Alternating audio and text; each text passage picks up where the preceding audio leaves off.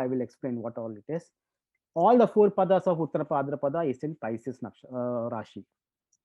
Okay, fine. Now, Dr. Pai mentioned the symbol of this nakshatra is the back legs of the funeral cot. So a lot of themes are getting intermingled with Purva Bhadrapada and Uttara Bhadrapada. Purva Bhadrapada is the four front legs of the cot, and this is the back legs of the cot. This slide I would have also showed it in Purva Bhadrapada, but remember it's a parcel of the same system. Now here Dr. Pai was saying about the star, and this is what the Pegasus is. This is the constellation of Pegasus, and here this were the two stars of Purva Bhadrapada. And remember, this blue line is the ecliptic, the passage of the sun. The sun passes through this point from this line actually. So Markab was the star of Purva Bhadrapada, the Yoga Tara. Okay, and right now, actually my galaxies are right here, which I was showing you. Correct? It is right here, very close to the Purva Bhadrapada stars, which I was working on. But anyway, Uttar Bhadrapada is Andromeda, which is this, and the star here, sometimes there are two stars given, which is some people talk Algenib. Dr. Pai mentioned, correct? Algenib or Alpha Andromeda. Algenib is also Alpha Pegasi, Gamma Pegasi, which is this star. And some people say not this star, you can consider this star, they say, which is Alpha Andromeda, which is Alpha Rats. Correct? Dr. Pai, you just said, correct, about these stars. Now, the point is, it's a confusion. Some people take this as the star, Yogatara of Uttara Bhadrapada. Some people take this star as the Yogatara of Uttara Bhadrapada. Whatever you take it. It's your choice. Okay, let's be happy with whatever it is. But people also associate with Uttar Bhadra. See, probably I will say you should take Gam. My personal thing is not that you should or should not. Because we have divided these nakshatras according to the zodiac ecliptic, the path of the sun. So if you take from the path of the sun, this Gamma Pegasi comes closer. So that may be a star much better to say, but even Alpha Andromeda you can say. Okay. Yogatara Uttar Bhadrapada. Anyway, whatever you want, take it. This is much more bigger picture of it, and here it was Alpha Rats, and this is the constellation of Andromeda. Is the same system of Pegasus, the flying horse, and these two stars were of Purva Bhadrapada, these two stars were of Uttara Bhadrapada. And Andromeda has got us, everyone may be knowing about Andromeda because everyone says, aliens, Andromedians, what is that, Pleiadians and Andromedians and Arcturians and all those things. Andromedan is also one of the very strongly associated aliens. I have not seen any aliens, but these are some names: Pleiadians, Andromedians, Arcturians, Orionids also. I don't know whether people talk about Orionids or not. But yeah, anyway. Draconids, right? You forgot the reptilians and all that. Yeah, I don't follow anything. Only I just heard. That's why I'm repeating. But for me, Andromeda is very special as an astronomer because our nearest neighbor. Nearest neighbor means nearest major neighboring galaxy is Andromeda. Okay, so nearest neighboring galaxy for us. Nearest neighboring major galaxy. There are some minor galaxies also, such as Magellanic Clouds, but they are much more nearer to Andromeda. But they are like satellite clouds of Milky Way. But nearest major is Andromeda, and in fact, it's also called as M31. In fact, Andromeda is bigger than our galaxy, slightly bigger than our galaxy. So we form a local group of galaxies. Even there is a group of galaxies where Milky Way and Andromeda are both major galaxies in that system. And we are a little smaller than Andromeda. And it is said that Andromeda and we are coming closer. And in few billion years, we may also collide with Andromeda. That's what simulation says. Because all the spectral, anyway, I don't want to go. Spectral lines are shifted towards the blue shift, but becomes technical. Okay, anyway. So that's why it is very special to me. Maybe because it's our nearest neighbor, So who knows? That's why maybe aliens may be living, because who knows? There may be some settlements like that. I'm not saying that there are aliens, but that's it. So that's one thing. Out of all the nakshatras, it is here that one is the major galaxy sitting here, and that's why Uttara Bhadrapada becomes little bit closer to us, not only in distance but also in the terms of someone like us or alien friends may be living. Anyway, uh, now Andromeda, if you see the story of Andromeda, let's see the story of Andromeda and let's understand some themes of it. Greek story anyway. So Andromeda was a daughter of Cepheus, who was the king of Ethiopia, and mother name was Cassiopeia. So Andromeda was the daughter of Cepheus and Cassiopeia. Cassiopeia, her mother, was boasting her about her beauty, and she had some problem with someone, and women beauty problems and all those things. Someone got angry because of that, and then what happens is Poseidon sends Cetus. Now this is Cetus is a demon to wash away the Ethiopia's coast. Okay, because I don't know what Poseidon, because Cassiopeia was boasting her beauty and putting down onto someone else, some Nereids or someone was their name. So Poseidon got angry and he sends a battalion to ravage the Ethiopia's coast. Now there was someone who advised King Cepheus uh, to stop Cetus or to satiate the Cetus. The only one thing is you have to sacrifice your daughter Andromeda. Okay, so she was kept there to sacrifice, but at the same time another hero came in. It's like a Bollywood story, another hero came. Shah Rukh Khan comes here, named Perseus, and he rescued Andromeda from this whole situation. And finally Perseus and Andromeda got married and settled, and he took her to the Greece. Our Dil Cha, whatever, that Dil movie and all those things, by fighting, exactly Bollywood. I think we all people would have, all human beings would have taken the love problems, the greed problem, anger issues, all from the gods, because our gods also do the same masti, the same things which we do.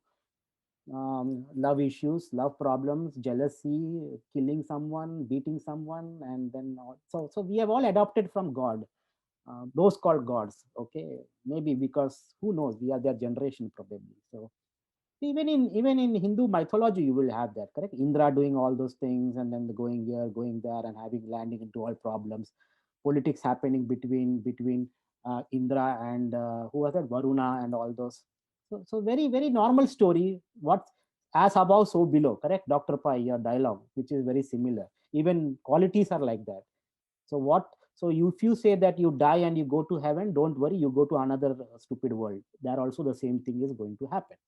So there is no escape. Now, if you go to Brahma Lok, Vishnu Lok, Shiva Lok, I don't know what will be there. They look pretty decent to me comparatively, but who knows? Maybe Vishnu is playing big games. We know poor Shukracharya has to face all troubles. So I don't know. Anyway, with coming back to the story of Andromeda, what we understand from this story, Andromeda, that poor girl, was sacrificed. So maybe Uttar Bhadrapada natives may have a tendency that sacrificing something for the betterment of others. Now she was sacrificed for saving the kingdom of Ethiopia. So maybe some sacrificial tendencies can be there. She was abandoned by the family. The family gave her for the sacrifice to satiate this demon, Cetus. So maybe family issues can happen for them. Marriage issue. Now marriage was sudden, somewhere a hero comes, Perseus, and tries to save her. So marriage in very unconventional marriage themes can happen. Okay, and all this, 6th house and 12th house. I say 6th house is what? 6th house is 12th from the 7th house. Okay, so all those things you can understand. Marriage issues, family issues. Now family issues can be there. Sacrificial tendencies. 6th house is also a lot of work and all, sacrificing basically your health, your wealth, your time, your effort for the betterment of society. So very common themes of 6th and 12th house. House of bed pleasures and all those things. We know that. So Togiji, those things. quickly Yeah. on this is kind of, I just want to throw this out here.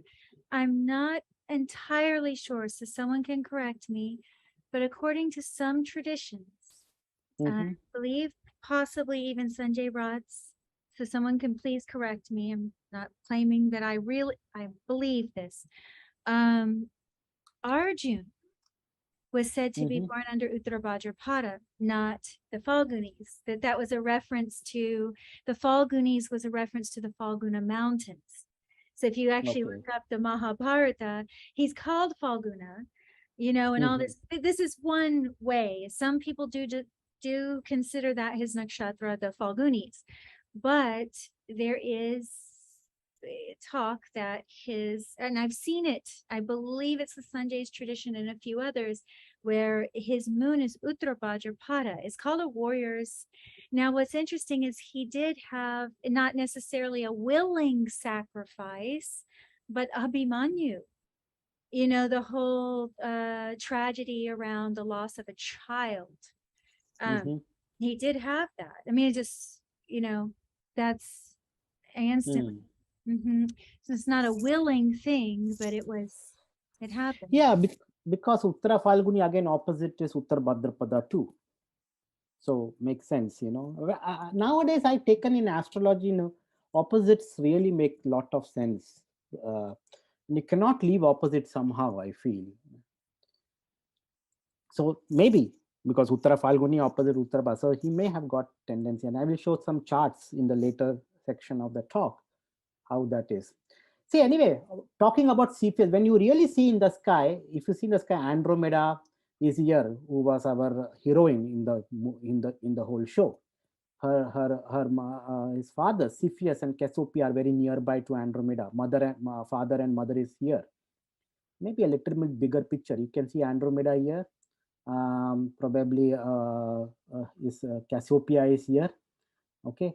Uh, then our Cetus, the demon is here. The demon. This is the demon coming to grab Andromeda. And our hero, Mr. Perseus, is near to Andromeda. So this is how they make stories. You know, when they say constellations, see all this family is nearby. You cannot keep mother at some other place and then Andromeda at some other place and all. So they have the stories nicely woven into that. See, when you talk about Orion and Scorpio, Scorpio was sent to kill Orion basically. So it's like no, Orion is chasing Scorpio, or Scorpio is chasing Orion. So in the sky, they are kept at 180 degrees. So whenever Orion rises, Scorpio will set. Scorpio rises, Orion will set. It's like they are running away from each other because Scorpio was sent to kill Mr. Orion because Orion was going and killing all the animals. And that's why Scorpio was sent to kill Orion because they said that if we leave this Orion fellow, he will kill all the animals. So these are the stories, how they make all the stories true. And somehow I was talking to my friend, Mr. Prashant, last weekend about how the stories teaches us about moral values too. See, not only in astronomy, because that's what tells us that you should not kill anybody because some Scorpio will come and bite your ass probably at some point. So beware, you know, there is always someone powerful. But anyway, coming back to our astrological thing, Pisces, Uttar Bhadrapada, if you see the extension in the sky in sidereal astrology goes from 3 degree 20 minutes to 16 degree 40 minutes. And the sun transits this region of the sky from 18th March to 31st of March. That is in the second half of March, you have when the sun is transiting Uttar Bhadrapada. Now remember, there's something very important event happening on March 21st. We all know that it is spring equinox or the vernal equinox where the day and night are equal half. Okay, and this is the first point of Aries, falls in the first pada because vernal equinox is considered as the first point of Aries with the tropical people. Okay, so right, and it shifts because of the precession of the Earth axis. I mean, we're not going to technical, but remember, it is in this nakshatra that we have vernal equinox for falling. In another, it's what 6 degrees of Pisces right now. So in another 72 degrees for 72 years for 1 degree. That means another 200 years that vernal equinox is going to Purva Bhadrapada. That is another 200 years. No one of us will be living here. But that time it will be going into Purva Bhadrapada. So right now it is in Uttar Bhadrapada. Equal day, equal night. These are the two main points. One point is here and opposite point will be exactly opposite to it. Exactly opposite to it will be where? 6 degree Uttara Pisces here, that means 6 degree Virgo. 6 degree Virgo is Uttara Falguni. So Uttara Falguni and Uttara Bhadrapada are like the axis now. Okay, we'll come to it. Why again? There are some important festivals too when I talk about this. Dr. Pai has already mentioned about me deity and all, and this is our Mr. Anantasesha nicely sitting there, and Uttara means latter, and Dr. Pai has mentioned about Bhadra and all those and all. So we are not going to that. We'll skip that. And the deity is Ayir Budanya. And as I said, this deity for this nakshatra, there are multiple deities. Ahir Budanya is one. Our Mr. Hero Vishnu is sitting here, nicely reclining position. He's also Ananta Sesha. See where Vishnu is. See, it's Ahir Budanya is also called Ahi. Ahi, the word Ahi is nothing but the serpent. In Sanskrit, Ahi means the serpent. So there's a strong connection of serpents with this nakshatra too. And it's a sea serpent. So there is some connection of sea and the serpent, and something the sea is also very strongly associated with this nakshatra. And if you see where is Vishnu's home, Vishnu Loka, he's in the Shir Sagara, that is in the ocean of that milk ocean is called, underneath the ocean. And Samudra Manthan, which we were talking, now this is the right time to talk about that. We all know the story of Samudra Manthan. That's why we always say in Hindi, correct? Paise pani ke jaisa chala gaya. No, the money has flown like water. We never say the money has gone into fire, the money has gone into somewhere else, some in the air. We always say money has gone into the water. My money has gone into chori ka mal mori mein. All that dialogue we say. That means all money is always draining. Money drains, water drains. Why? Because see, the money is associated with goddess Lakshmi, and if you see the story of goddess Lakshmi, where she has come from churning of ocean.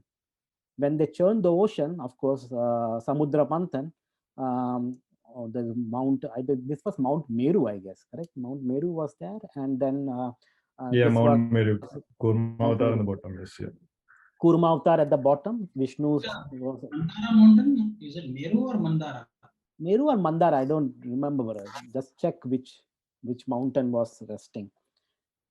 And again, the snake was used as a coilier, you see. And this was Vasuki, I guess. The snake was Vasuki, yeah, which acted as a rope. One side was the god, other side was a demon churning it, and many things came from that. One out of that one was goddess Lakshmi. Kaustuba Mani, which Vishnu wears in his neck, is also has come from there. Parijata has come, Airavat has come. Then Dr. Pai, you also mentioned about the tree. What was that tree? That Parijat. Parijat came from there. Kalpavriksha. Kalpavriksha has come. Then finally, the poison, halahal poison, which Shiva drank, that came. And then finally, at last, and there are many other things that has come from. Yeah, the halal poison came first actually, then the rest of them followed actually. Hey, Yeah. there, some alcohol also came, man. I remember. There Alcohol was is some halal, alcohol right? too. Yeah, yeah. Alcohol too has some. Varuni comes Varuni, out. yeah. Yeah. Okay, there's some alcohol also came. Yeah, intoxicant. Varuni. That's how can we forget that? It's important. Come on. So that also has come from there. So thanks to Samudra Manthan probably. And finally, the nectar of immortality and has come from there. And then you know the story of Swarbhanu, Rahu, Ketu and all those. Anyway, going to that. But anyways, so Lakshmi, goddess Lakshmi also came from this Samudra Manthan process. So she's also, that's why she's also called as the daughter of ocean. That's why she's called daughter of ocean. So somehow, again, since this nakshatra is connected to sea, goddess Lakshmi, Vishnu, Ahir Budanya, these were all some deities which you could connect to this nakshatra. And if you see Vishnu in this form, if you go to Ananta Padmanabha Swami temple, you will see Vishnu reclining in that, which is very near to the sea coast also. And probably I had a chance to go with Mr. Sandeep a few years back to Padmanabha Swami Kshetram. I think this can be a place for remedy for Uttara Bhadrapada native to go there and to be great temple. And you can see Vishnu reclining there. And there are three doors. One door you can see his face, other door his belly, and the third part his feet. So it's a huge idol there. So that can be one of the remedy or to go there and have a darshan of Lord Vishnu. Talking about the tree, it's the neem tree for this nakshatra, which Dr. Pai mentioned. Now, neem tree has got innumerable medical use, no doubt. It has from asthma, constipation, diabetes, ulcers, indigestion, gum disease. But people take that for diabetes too. But they say long-term use in high dose can give damage to kidneys and liver and also lower your sperm count. So be careful with that. Do not take much and will have adverse effects. I'm not saying you to do all those things, but do on your own risk. But drinking neem, have anyone tried here, like take some neem leaves, boil that in water and drink it? Have anyone done that? Yeah, that's usually a remedy. I mean, That's a if you do remedy. it, yeah. Bitter, Yes. So quite bitter. it's so bitter. It's so bitter. When I think I was 11 or 12 years, someone told, I said, I also said, okay, how much bitter it will be? Let me see. Got some neem leaves, massively put so many leaves in it, boiled what? Young fellow, correct, 12-year-old, boiled it. And then I just took 1 or 2 sips. My God, it was horrible. Then I said, let me put some sugar. How much amount of sugar you put? No effect on it. It's I don't know what stupidity I have done that, but it was so bitter. You cannot, it was horrible. But it's very good remedy, they say, actually. Actually, in Maharashtra and some parts of Karnataka and other South Indian states, ritual of taking neem leaves because it is bitter. Take it with jaggery, which is with the sugar. Correct. Yeah, You take it with good. correct. So that is the best remedy for removing, if you're going cold, cough, and because of the changing seasons, it's a very good remedy. Correct. No, I was there about a young kid, and I just took a bunch of leaves and then boiled it. And one of my cousin brother was there. We were both like, okay, let's do this. He was also in great mood. I was in great mood. Mother was not there, and that's it. And and when we took it, I had to throw away that Well, finally. Yogi, that's interesting because that's an anti-parasitic as well. Yes, It's yes. an But it is anti-parasitic. so bitter, my God. Yes, most anti-parasitics are very And bitter. I'm a sweet tooth. For me, the effect is more probably. That's an And interesting after, thing that it's a Naga nakshatra as well, and it's anti-parasitic, the medicine. yes, medicine. That's a medicine. And because why medicine? Again, because 12th house of hospitals and opposite is 6th house of disease. So the 12th and 6th house connection has to be there in some way. So treatment of diseases and all has to be there. So neem is very useful, even for skin treatment, especially in India. If you get some chicken pox or smallpox, I don't know, people use neem leaves for them to because the skin is itchy and all. I think if you use the neem tree leaves, it gives relief. That's what I have heard. So in India they will do that. Use neem leaves on the bed. They will put neem leaves, and the patient is allowed to sleep on the bed of that neem leaves. Anyhow, so neem leaves also used for brush. That bark of the tree is used for your dental, cleaning your teeth and all. Okay. Anyway, good for your stomach and all those things. Now, Uttara Bhadrapada, the first pada, as you say, Rashi Lord, Nakshatra Lord, and Navamsha Lord. The Navamshas which are falling into this are Leo, Virgo, Libra, and Scorpio. The Rashi Lord, because it's in the Pisces sign, the Rashi Lord is same for all the padas, which is Jupiter, because it is Pisces sign. The Nakshatra Lord is Saturn, because Uttara Bhadrapada. The first pada falls in Leo, so it is Sun. Next pada falls in Virgo, so it's Mercury. The third one is Libra, so Venus, and the fourth one is Mars. But anyway, if you see all those pada, Jupiter and Saturn really plays an important role for this nakshatra. So Jupiterian and Saturn demands hard work, efforts, and struggle, and Jupiter is again religion, philosophy, and spirituality. So these two, Jupiter and Saturn, the key planets, in astrology. Not everything is a key planet, but really major planets in Nadi astrology, not that Nadi leaf astrology, but the Nadi astrology, they see about Jupiter and Saturn position. These are the two major planets, and you can see those planets are really dominating this nakshatras, and it really plays an important role. Understand the qualities of Saturn and Jupiter from this, and try to get the meaning of this nakshatra. Foundation above, raining clouds, below growing of plant, desire to find a foundation. Shakti is Varshodhyamana Shakti, which Evji also mentioned about the falling of rain. So falling of rain, growing plants, See, the whole thing is to give the stability to the world. Now, if you also see the Samudra Manthan, what did Vishnu do? Took the form of Kurma avatar, and on that the mountain was placed. So why? Again, the stability. The stability factor is a very important rule to lay the foundation, because the desire itself is foundation. So the foundation, laying the foundation, stability, these are some of the important parameters for this nakshatra, and think about those. Okay.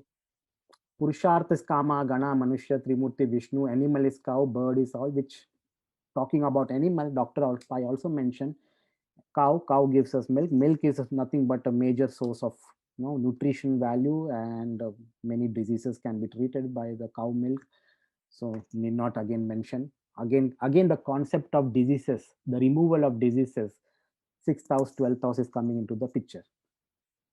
Anyways, talking about some great personalities, Ramakrishna Paramahansa, he has got Venus in Uttara Bhadrapada nakshatra in the 3rd house. If you say Venus, again, what is Uttara Bhadrapada nakshatra? It's also famous for meditation, spirituality themes and all, because it is falling at 12th house, and Venus is in Uttara Bhadrapada. Of course, though it is not exalted, I should not use the word exalted, but still it is in the Pisces sign, and it is falling in the 3rd house of Mr. Ramakrishna Paramahansa ji. So again, spirituality leader, meditation and spirituality forms a major thing, and this is his chart, and you can see his chart, 3rd house Venus. Rodent rating is B, so I don't know how much will you say, but anyway, Venus will not change its position whatever time it is. Okay, so coming here, Albert Einstein, again, he has got Mercury and Saturn both in Saturn is 12 Pisces, 12 degree Pisces, and Mercury is 10 degree Pisces, both in Uttara Bhadrapada in the 12th house. Abstract thinking, this nakshatra, I have seen a lot of people, they say that Mercury is debilitated here and all, but a lot of abstract thinking and mathematicians I have seen with this nakshatra. Inventors, Togiji, inventors. Yep, Yeah. inventors. So the concept of Mercury being debilitated here, his Mercury is debilitated because probably Mercury is 10 degree Pisces. That means he had some Mercury debilitation effects. For example, he was not able to talk when he was young. He was for a long time he was not able to talk. But you can see how maybe, I don't know, debilitation played a role, but not a significant role in his overall life, but in his initial years. It was difficulty in It's talking, just because he speech. was abstract. Abstract, yep. Yeah, Yep. like you said in the beginning, the abstract intelligence. I think Yes. you nailed that. Yeah. So a lot of mathematicians, and with Einstein, another mathematician that will many Indians will recognize is our friend here, who was also Srinivasa Ramanujan. And if you see his nakshatra, probably his moon nakshatra itself is Uttara Bhadrapada. Again, birth date 22nd December 1887, Erode, but time is unknown. But if you read the book of The Man Who Knew Infinity by Robert Canigal, one of my favorite book during my teenage years, and you will see that in the book it is mentioned that he was born during the sunset time. That's what it is said. Now sunset time means sun has to be in the 7th house. We don't know, but anyway, who cares about his lagna? But at least moon is in Uttara Bhadrapada. They have his birth time actually, Togiji. I can get it for you. It is. Oh, they have it. Actually. Yeah, I'll get it. so For yeah, definitely I know it's his Gemini lagna. So that's it. But exact point of lagna I don't know. But so make sure that don't count me on this 10 degree, but at least he's Gemini lagna. But you can see that moon is in Uttara Bhadrapada. Again, Srinivasa, abstract thinking. Who can say? Like if you ask him where he gets those formula, he doesn't know. He said, "Goddess comes and writes and all those." You see that movie. Everyone knows that.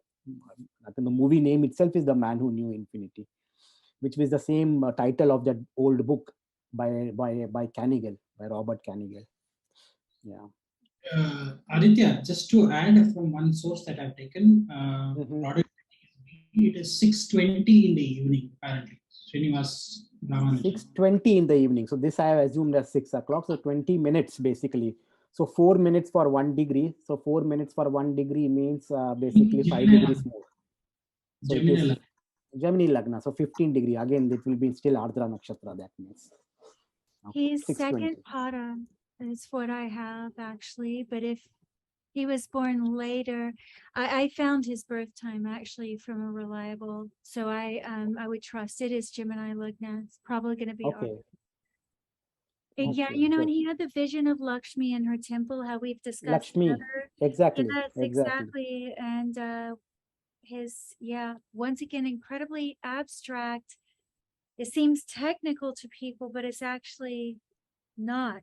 Yeah, not. Actually, no, it's just deep intelligence. Yeah, exactly. Exactly, exactly. Deep intelligence. So yeah, so understand that's what the power of this nakshatra is, and of course to lay the foundation, like his concepts, his theory, all that the about his partition functions and all. Oh my God, I'm using the partition function right now in my calculation, but I'm using it for calculation of hydrogen molecules here. But the partition functions and all those things, great, and that laid even I think his theory is the foundation for studying black holes too. That's what the people are using it now. So his three notebooks, famous notebook, Ramanujan's Freud notebooks, still many people are working on it. He died in 1920 at the age of 32, 33.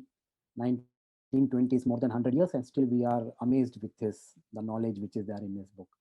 So anyway, coming to the back to the topic. So remember, that's the power of Uttara Bhadrapada Nakshatra. You can understand the capacity, the mental capacity of this nakshatra, what it is. It's interesting that you're pointing out mathematicians or scientists. I just think it's a little interesting with what Dr. Paiji was saying earlier with Ketu. Yep.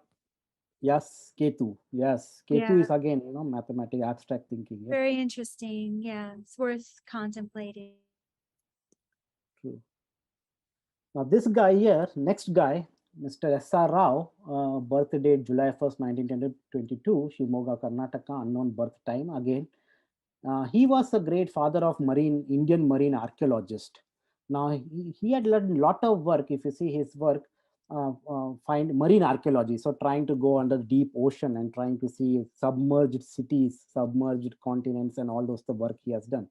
No merger. He just recently, not recently, maybe a decade back, he passed away. But again, I was thinking like, who will be the persons if I talk about Uttara Bhadrapada, deep sea diving and all, who is the person? And I know this guy, Sarah, I read some of his old books. Maybe let's see what his nakshatra is. And not strong Uttara Bhadrapada. Of course, Ketu is in Uttara Bhadrapada, but you see how many planets in Uttara Falguni and Hasta, they are all aspecting Uttara Bhadrapada too. So somehow he's getting that aspect too. 6 degree 52 minutes Uttara Falguni, opposite will be Uttara Bhadrapada. Ascendant, let us not worry because unknown birth time. Saturn, again, opposite will be Uttara Bhadrapada. Rahu, definitely opposite is Ketu, Uttara Bhadrapada. Jupiter, if you take, it may fall in the border of Revati and Revati, in fact, to be precise. But there are several planets which are opposite of Uttara Bhadrapada, and as well as Ketu is in Uttara Bhadrapada. So this is what S.R. Rao, the father of marine archaeologist, tried to read he was going into the depth of ocean and trying to understand the secrets. So he studied Dwarka, studied the coast of Tamil Nadu also, where, Pumpuhar and all those places, old marine places, where there a lot of trade used to happen. If you see the book of Pumpuhar is strongly mentioned in that novel. What was the Mani Mekalai and Silpadikaram in old Sangam literature, classic Sangam literature. So those cities, they say that it's almost submerged now because of the rising level of oceans. But he did a lot of work there. That makes sense about going deep into the ocean and trying to find it. Now coming back, Sun transits Uttara Bhadrapada, last concept, which is festivals, my favorite section, 18th to 31st March. Now what festivals come during this part, 18th March to 31st March? Can you say some festivals that comes during this period? Any thoughts? This is really, it's not that easy. But there is a famous festival in Kerala. There is a Kodangallur Burni that usually happens during that time period.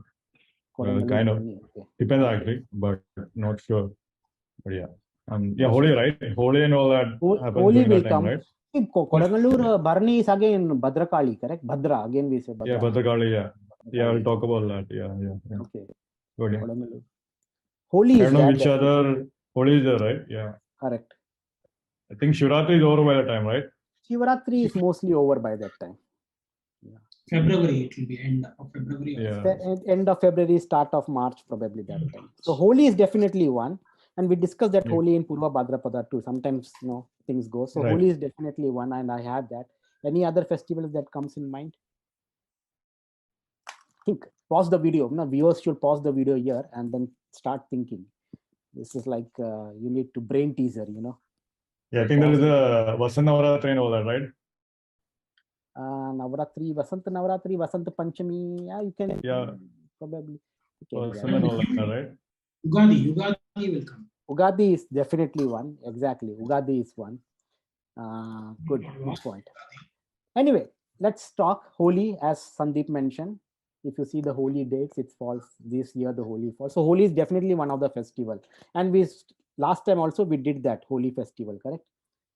No doubt. Purva Bhadrapada, Uttara Bhadrapada, again, the themes are similar. You cannot really differentiate. And fire, and I mentioned about Holika and all those things. So Holi is definitely, I did talk about that. This festival, Easter. Now, if you say Easter, people really don't know how do we celebrate Easter. How do we choose Easter, Now, Easter is nothing but how is Easter day selected? It's purely astronomy. First, you have to see the spring equinox. We know that falls on 20th and 21st March, no doubt. Then you have to see when the full moon happens after the spring equinox. And then the Sunday after that will be the Easter. So the Easter Sunday is the Sunday after the full moon coming after the spring equinox. That's how they select Easter day. So Sunday after the full moon occurring after the spring equinox. So for an example, the spring equinox happens every year, 21st March. Full moon was on 23rd March 2016. And the Sunday which followed it was 27th March 2016. So these dates can change because full moon can go here and there. So this Sunday also will go somewhere here and there. Generally, sometimes, rarely it falls during this March, but most of the time I was seeing the statistics. Most of the time the Easter falls in the first half of April, when it is Revati Nakshatra. Now that I will store it for next time when we talk about the connection of Jesus Christ with Revati. That is for the next session. But sometimes Easter may fall here. Okay, so think about that. And as Dr. Pai mentioned, so this is one festival, Easter definitely can come during this section. Because why? Because the sun vernal equinox is here. So that's why Easter falls. There's a small chance that Easter may fall here. Dr. Pai also mentioned Ugadi. I did not have here Ugadi, but Ugadi is also very similar to the concept of vernal equinox. Why we have Ugadi during March, April? Why we don't have Ugadi in month of September, October, somewhere like that? Ugadi is what? The new moon. After the day after the new moon, the year starts from there. Why we choose only that part, that Amavasya of around April to be very special, March, April to be very special. What is Amavasya? When the sun and moon are together. Where is sun during the March, April? It is near vernal equinox. Again, the position of vernal equinox becomes important for selecting Ugadi also. So this is really the first point of Aries. And of course, very near to this, we celebrate Ugadi. And again, it depends upon, Ugadi is not looked to the full moon. The Ugadi is looked for the new moon, basically. Of course, the Hindu months are slightly different, but that's how the concept of New Year also comes during that. Now, why it is celebrated this? Because after equinox, what happened? After equinox, the duration of the day starts increasing, because at equinox, the day and the night are equal. Now, what is day? Sunrise to sunset is day, sunset to sunrise is night. We know that. So day and night are equal during spring equinox. It was after this point, the day length becomes more and more. So it's like the day is increasing, the light, the amount of light Earth is receiving is more. Light is knowledge, light is removal of ignorance, and blah, blah, blah. You can all talk about that, of course. That's what. So the power of sun increases. That's what they say. No, that's why this becomes very special. Anyway, the other festival is, this is Haritalika Tej, they call, or this is a day before Ganesh Chaturthi. Ganesh Chaturthi. So Chaturthi means the fourth day of the Bhadrapada month, but this is the third day of the Bhadrapada month. See, mostly it is said that this is a famous festival in India, not much that famous, but still many people in Western India, Maharashtra, and all, they have, especially very famous even in Nepal and all. Now, it is said that Lord Shiva accepted Parvati Mata on this day. Now, remember, it is the third day after the Amavasya of August, September. When does Amavasya happen? Amavasya means sun and moon are together. August, September, where is the sun? It is in Leo constellation. Leo constellation means it has to be in Magha or Pura Falguni. Uttara Falguni only a small part, but Magha or Pura Falguni is a nakshatra where the sun will be. So when the moon is there with sun, it is Amavasya. This festival is third day after that.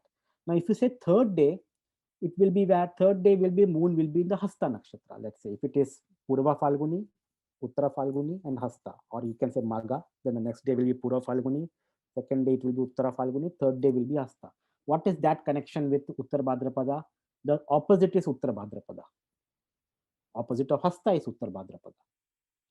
So the concept of divine marriage, now this, when you say marriage, Shiva Parvati, you know, the same cosmic merging. You can also talk about, I was thinking, what is the Shiva Parvati has to do with Uttara Bhadrapada Nakshatra? It's basically meditation and spiritual theme, the Kundalini awakening and all. So it's like the Kundalini Shakti arousal concept. It's a deep meaning there. So that's what it is showing something. Shiva accepted Parvati. It's where that Kundalini Shakti is going, and you know, you're getting your the chakra all getting, Sahasrara chakra getting activation. Is that what it is showing? Is that what it is Uttara Bhadrapada Nakshatra is basically? Because that's what meditation and spirituality is, or the concept of this nakshatra of Purva and Uttara. Maybe something that. Of course, one festival we really forgot, and we talked always from the time zero, when we started this video. There was something there is a very famous festival, which you all know it, but you did not realize it probably till now. What is that festival, which again has got something to do with Uttara Bhadrapada? And you all know it. Ananta Chaturdashi, which is the birth star of Ananta Shesha. Birth star, yes, that was there. I was trying to find this, but it was getting closer to Dhanishta and Purva Bhadrapada. It was not coming to Uttara Bhadrapada. That's what I found. I was strongly thinking about that too, and I did read some research on that. It took me about half an hour doing that, and then I said, no, it doesn't fall, because Ananta, it falls in Bhadrapada month, and it is Chaturdashi. It is not in Bhadrapada, so it falls one day before that. So it falls either in mostly the start of Purva Bhadrapada or end of Dhanishta, around that part. It was not coming. Then you will have to know whether we take Amanta or Purnimanta month. So it is North India would be Purnimanta, South India will be Amanta. Yeah, you but understand? you take, yeah. Purnimanta and Amanta, even if you take, the day will be the same, the nakshatra will be the same, correct? Yeah, no, but I'm talking about Bhadrapada month. Bhadrapada month, yeah. Yes. That's because already Shravana has started for North Indians, but today, because Shravana started when? Around 13th. Tomorrow for the South Indians will be Shravana. Will be Shravana, exactly. 15 days before for the North Indians it's already started. Correct. But But anyway, it's connected to Shiva. But there is one more festival coming back. Everyone knows that. Every one of you know. I don't know, Diwali or something. No. Think about the animal which we are talking. Cow. Go puja. Will come in. No, there is one more animal which we were talking about this nakshatra other than cow. Tiger. No, tiger we never spoke here. Snake, actually. Snake or something, right? Naga or something? Snake. Naga, No, what? Yes, Naga. Naga, there is a famous festival. No idea. Yeah. This festival, Nag Panchami. You will say, why Nag Panchami I am talking about? You know what happens? See, Nag Panchami, it's the Panchami day of Shravana month, basically. So for example, let's take this year, okay? 5 days, it's the Panchami. So 5 days after the Amavasya Tithi. When is Amavasya in 2022? Of Amavasya in 2022, it can be 12 Amavasyas, but this month Amavasya I'm talking. When is that Amavasya? Today is Amavasya. Today is Amavasya, yeah. Today is Amavasya. So after this, the Shravana month is going to start. Today is Pushya Nakshatra. 5 days after this, 5 days after this will be what? It falls on Hasta Nakshatra. Hasta Nakshatra again, opposite is what? Uttara Bhadrapada. Uttara Bhadrapada, yeah. So Nag Panchami, whenever Nag Panchami is there, Nag Panchami is celebrated when moon is opposite to Uttara Bhadrapada. So Yeah, again, that's connection of interesting, snakes. actually. That's interesting to see, you know. Yeah. Snakes. See, snake nakshatras, we know, if you take snake nakshatras, people will always say, oh, Rohini, it's because it's a animal is snake. Mrigashira, animal is snake. And Ashlesha, people can point out because it's again, the deity itself is snake. Actually, But Uttara Bhadrapada is Togiji, also snake. yeah, the Rohini Mrigashira is like the earthly snake because it's the yoni of, it's like all animals, right, of the earth. Mhm. And then when Yeah. you get to Ashlesha, it makes it very clear it's actually the Naga, which is a Naga, yep. completely different thing. And so I think the Ashlesha, Purva Bhadra, Uttara Bhadra, that's the Naga, actually. Yeah. Maybe spiritual snakes. You know, somehow. So Nag Panchami is something which I never thought about Nag Panchami, but then I said, oh, okay. There is a connection between those Nagas, and we were talking about sea serpents, this, that, blah, blah, blah, from time zero. So this is one of the famous festival which is celebrated when moon is opposite to Uttara Bhadrapada. See, anyway, so Nag Panchami is also one of the. So when you have snake nakshatras, don't forget about Uttara Bhadrapada connection too. It may be there may be some snake connection with that too. So try to look into that Uttara Bhadrapada nakshatra. Anyway, fine. I think, oh my gosh, I'm talking so much. So Uttara Bhadrapada, I don't know. I don't Poda here, but anyway. But it's a later fire for meditation and spirituality. Ayur Budanya is the deity, it's the sea serpent, Saturn plus Jupiter qualities, so you can think of. And again, a lot of issues with health, hospitals, medicines, all those things. Tree is the neem tree. Think about again 12th and 6th house. Festival, think about Easter, think about Holi, think about Haritalika, Nag Panchami, what they do, Haritalika, the concept behind the festival. See, it's not about you should learn about this festival, what you will get to learn out of this festival, but the concepts behind that. Haritalika, what it is, Shiva meeting Parvati, what does Shiva meeting Parvati means? The cosmic merger of Kundalini with the merging with the Shakti and all that can give you some essence to unravel the mysteries of the nakshatra. In that way, you can learn. Easter is what? What is Easter? Jesus Christ, getting from the crucifixion and going to the, it's a transformation basically. And all this is transformation nakshatras basically. What is Ayur Budanya? It's a Rudra nakshatra. Rudra is what? Transformation. So there is some transformation associated with these nakshatras. You know, Togiji, this whole thing with the equinox as well, and Easter actually it's really a holiday of fertility. Like eggs and rabbits. What do they have? Eggs and rabbits. Yes. Yes. They have nothing to do with Jesus.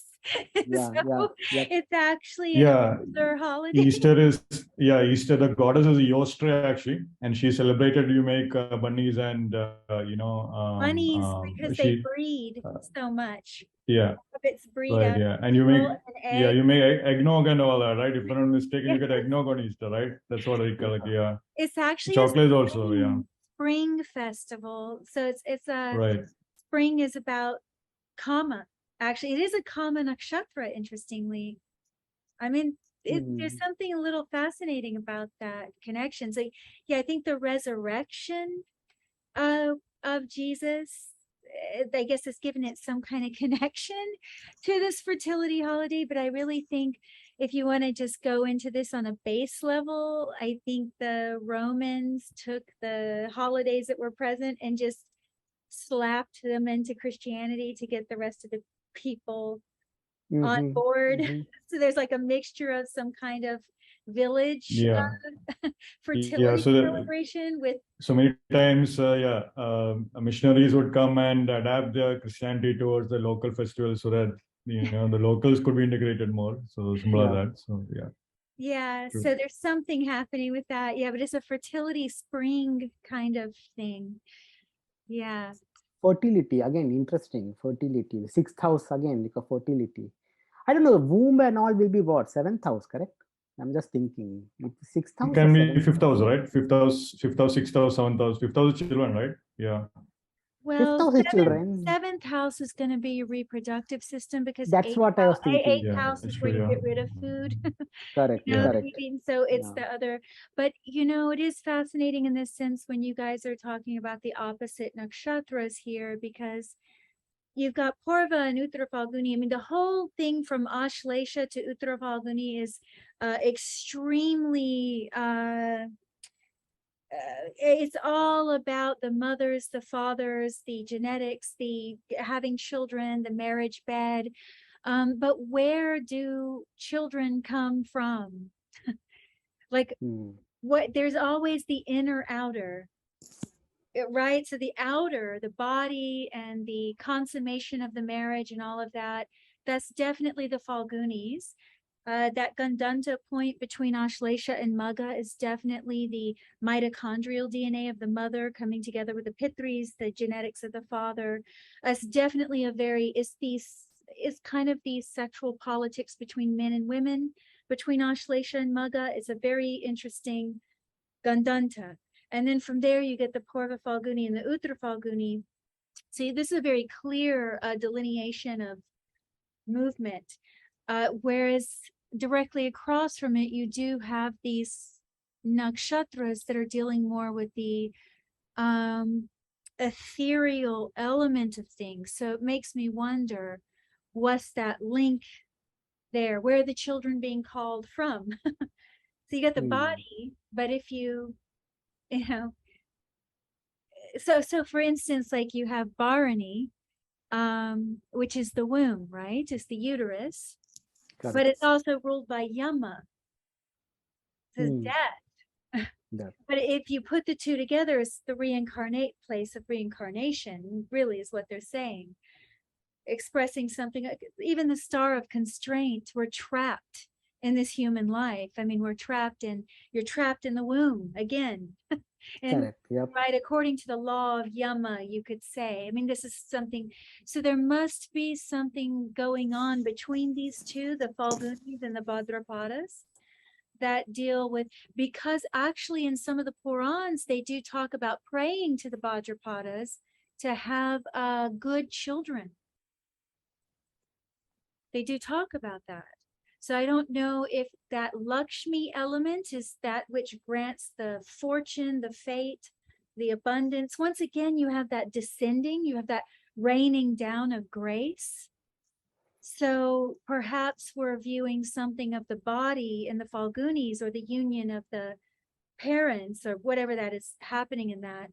And here the Bhadrapadas are something about the grace, the fate of the children that will be brought, the raining down. You know, the Bhadrapada could be the Uttara Bhadrapada. Perhaps there must be something happening, because if you actually look at the rituals that were done in these nakshatras, the Purva Bhadrapada, Uttara Bhadrapada has to do with accruing spiritual merit. So what else would give birth to, I mean, look at how fast a household can get torn apart by the wrong child, unfortunately. Oh, yeah. So it is fascinating. You guys keep bringing these opposite nakshatras. I think it's really obvious when you look at Aries Libra, between the male and female reproductive, the medical that's happening there. That's a very obvious one. But if you look across each one, there tends to be this play of opposites. So it might not be so much that Uttara Bhadrapada has anything to do with the body's physical fertility. Not so sure about that. However, it may have something to do with the grace, the hidden side of that. Like when someone's trying for so long to have a child, they can't. You know, they go on all these, right? There's these mysterious things. Someone has to interfere through science now, or whatever it is. I guess, you know, Jyotish is the examination of karma palam, the fruits of karma. That's why we have to be so careful if we're not qualified, and most of us really aren't. I mean, I can speak for myself, that how can we really know what someone else's karma is? Like, that's a very, you're stepping into a role of authority there that's very dangerous if you really don't have the clarity, especially if you're just guessing in the dark or you're looking at a vague code. You need to just be careful. But I would just speculate here, keeping my humility intact, because I don't know for sure, that there must be something going on with the grace, the actual grace of that, the hidden side of that. So even though the reproductive system may be in the 7th house, which I've spoken about before, for women, probably for women that are born like biologically as women, you know, just the actual organs, they are in the 7th Aries, so that it actually gets flipped. I mean, Parashara makes hints at this. Of course, he doesn't spell out everything, so I may be ignorant. I always pray that you guys are protected from my ignorance. Anyone listening, please. But it's something for you to contemplate, that it could be flipped in this case, where all the nakshatras within Aries are female reproductive, and it's very obvious actually. And then the ones in Libra, natural Libra, was the male reproductive. So that becomes a little interesting too, because if you do flip the chart for a female, you're going to have Meena Rashi in the 6th house. Speaking of health. Right. That's what, Mercury is getting debilitated there. Venus is getting exalted there. Child kind of thing is also coming up there. Probably once you did have, though the reproductive thing is in the 7th house part for sure, but when it gets bulged up with a child inside, it's definitely going to be 6th house kind of thing too, right? So right, there's something with that. Because it's interesting, Mangal becomes the Marika if you flip the chart as a woman. Mangal becomes her Marika is Mangal, a male's Marika, Venus. Men and women, this notorious opposite thing that happens. Like long-term marriages, just go talk to them. You know. So but yeah, it is interesting because Mars becomes the Marika, and Guru becomes the governor of the 3rd and 6th. For a man, it's Mercury, 3rd and 6th. Okay, so there probably is some secret that maybe someone secret there, that Uttara Bhadrapada could have to do with the health of a female, her fertility. It would be the heart of her 6th house. I don't know. You know, this is where we'd have to really think. You know, when Rishi Parashara says perhaps look at a woman's chart from her 7th house, especially if the Lord of the 7th is stronger than the Lord of the 1st, if there's more planets in the 7th, he actually says this. Very few people use it. We're very linear in this society. We're very, very linear. We do the same things over and over and over, and we think it's supposed to work. However, if you look at how he was thinking with the Savya and Upsavya nakshatras, he even mentions that things of the nighttime move backwards. So he was definitely thinking in opposite qualities. Just like Ayurveda is full of opposite qualities. That's actually the healing of Ayurveda. The intelligence is rooted in considering opposite qualities and which one has gone out of balance. So Jyotish is very similar. It's all about opposites. True. Yeah. True. Interesting. Anyway, maybe, you know, maybe this will help someone figure something out that I don't know, but I'm just, That's an interesting point. One thing I want to say, Aditya, is that it's very interesting that you're talking about Nagpanchami is coming up also, right? So that's also very interesting. Yes. The woman over there also, right? So interesting. Yes. And finally, I just put this, you know, I'm counting how much we are. Right now we have covered 45 hours, 34 minutes and 21 seconds for Purva Bhadrapada. So I think definitely we'll cross 48 hours today, 3 more. I think in another 15 minutes, we will cross 3 hours. So if someone watches our videos, they may take full 2 days continuously. They may still, and they may not still come finish it. So we are on the go. So great. I think Yeah, no, great points, Aditya. No, I think what Yuji mentioned also is very interesting. You have to think about it actually. So well, that's great actually. I think I'm the only person left, so I'll start talking. Okay, having said so, but what I would say is that yeah, this is as Aditya mentioned, it's a long thing. Now that everyone has stimulated my own thinking, Yeah. this is going to be a longer thing. So go get your coffee, tea, or whatnot, right? That kind of thing. But I want to highlight a couple of things actually. No, I think a lot of interesting points and all that. I think, like I said, when Dr. Pai mentioned how Airavat was actually linked with a Naga and how that he can be linked with Ahi Rawat actually. That is the origin of Airavat. That's also very interesting thing about. And of course, the Samudra Bandhan, which is a very important theme here, is also there, very much present in Uttara Bhadrapada also. So well, I'll start taking one by one points actually. So first thing I want to highlight is, there is a unique thing happening in Uttara Bhadrapada Nakshatra. Well, the first aspect here is that the Mercury is actually getting debilitated here. And we talked about that, we touched about that at various points. But that can actually be happening here. So what that would mean is that usually these natives are more likely to have expenses coming out of travel, expenses coming out of test reports, lab reports, which is what we are talking about, expenses coming out about communication issues and so forth, mobile phone issues, computer issues, all that kind of thing can naturally happen. Usually these natives will have a problem with technology, similar to that. That's the first thing you can actually say. They'll have a default problem with technology.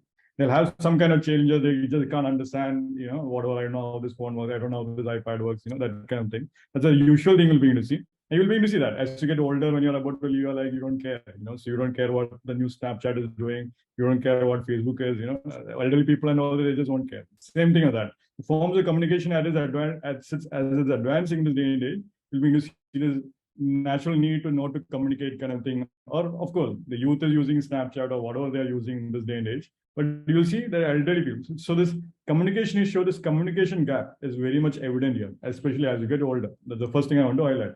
And of course, Mercury getting debilitated here, 100% they'll have problems with communication issues. So in the sense that either they miscommunicate the same thing, they speak this wrong word. So I myself was observing what I was saying. I was telling it. So even the Dr. Pai to correct that also. Even Mount Meru was not the mountain for Samudra Bandhan, it was Mandara mountain actually.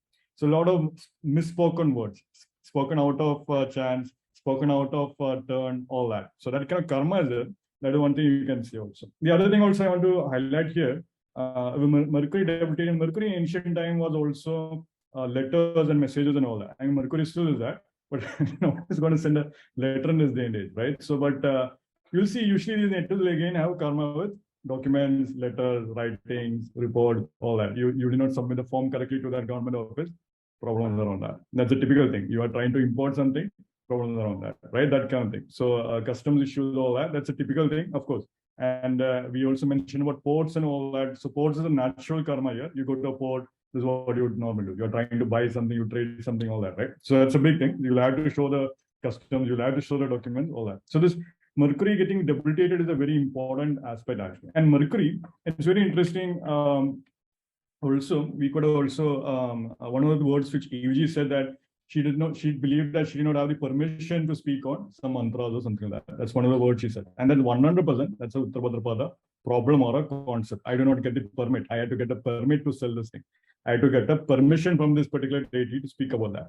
Or I had to get a permission from my teacher or from my parents to leave the house or whatever, right? That kind of, this permission karma is the starting point for Mercury actually. Understanding your boundaries, what are you permitted to do, what are you not permitted to do. So Mercury is actually a form of the structure, and many structures exist actually.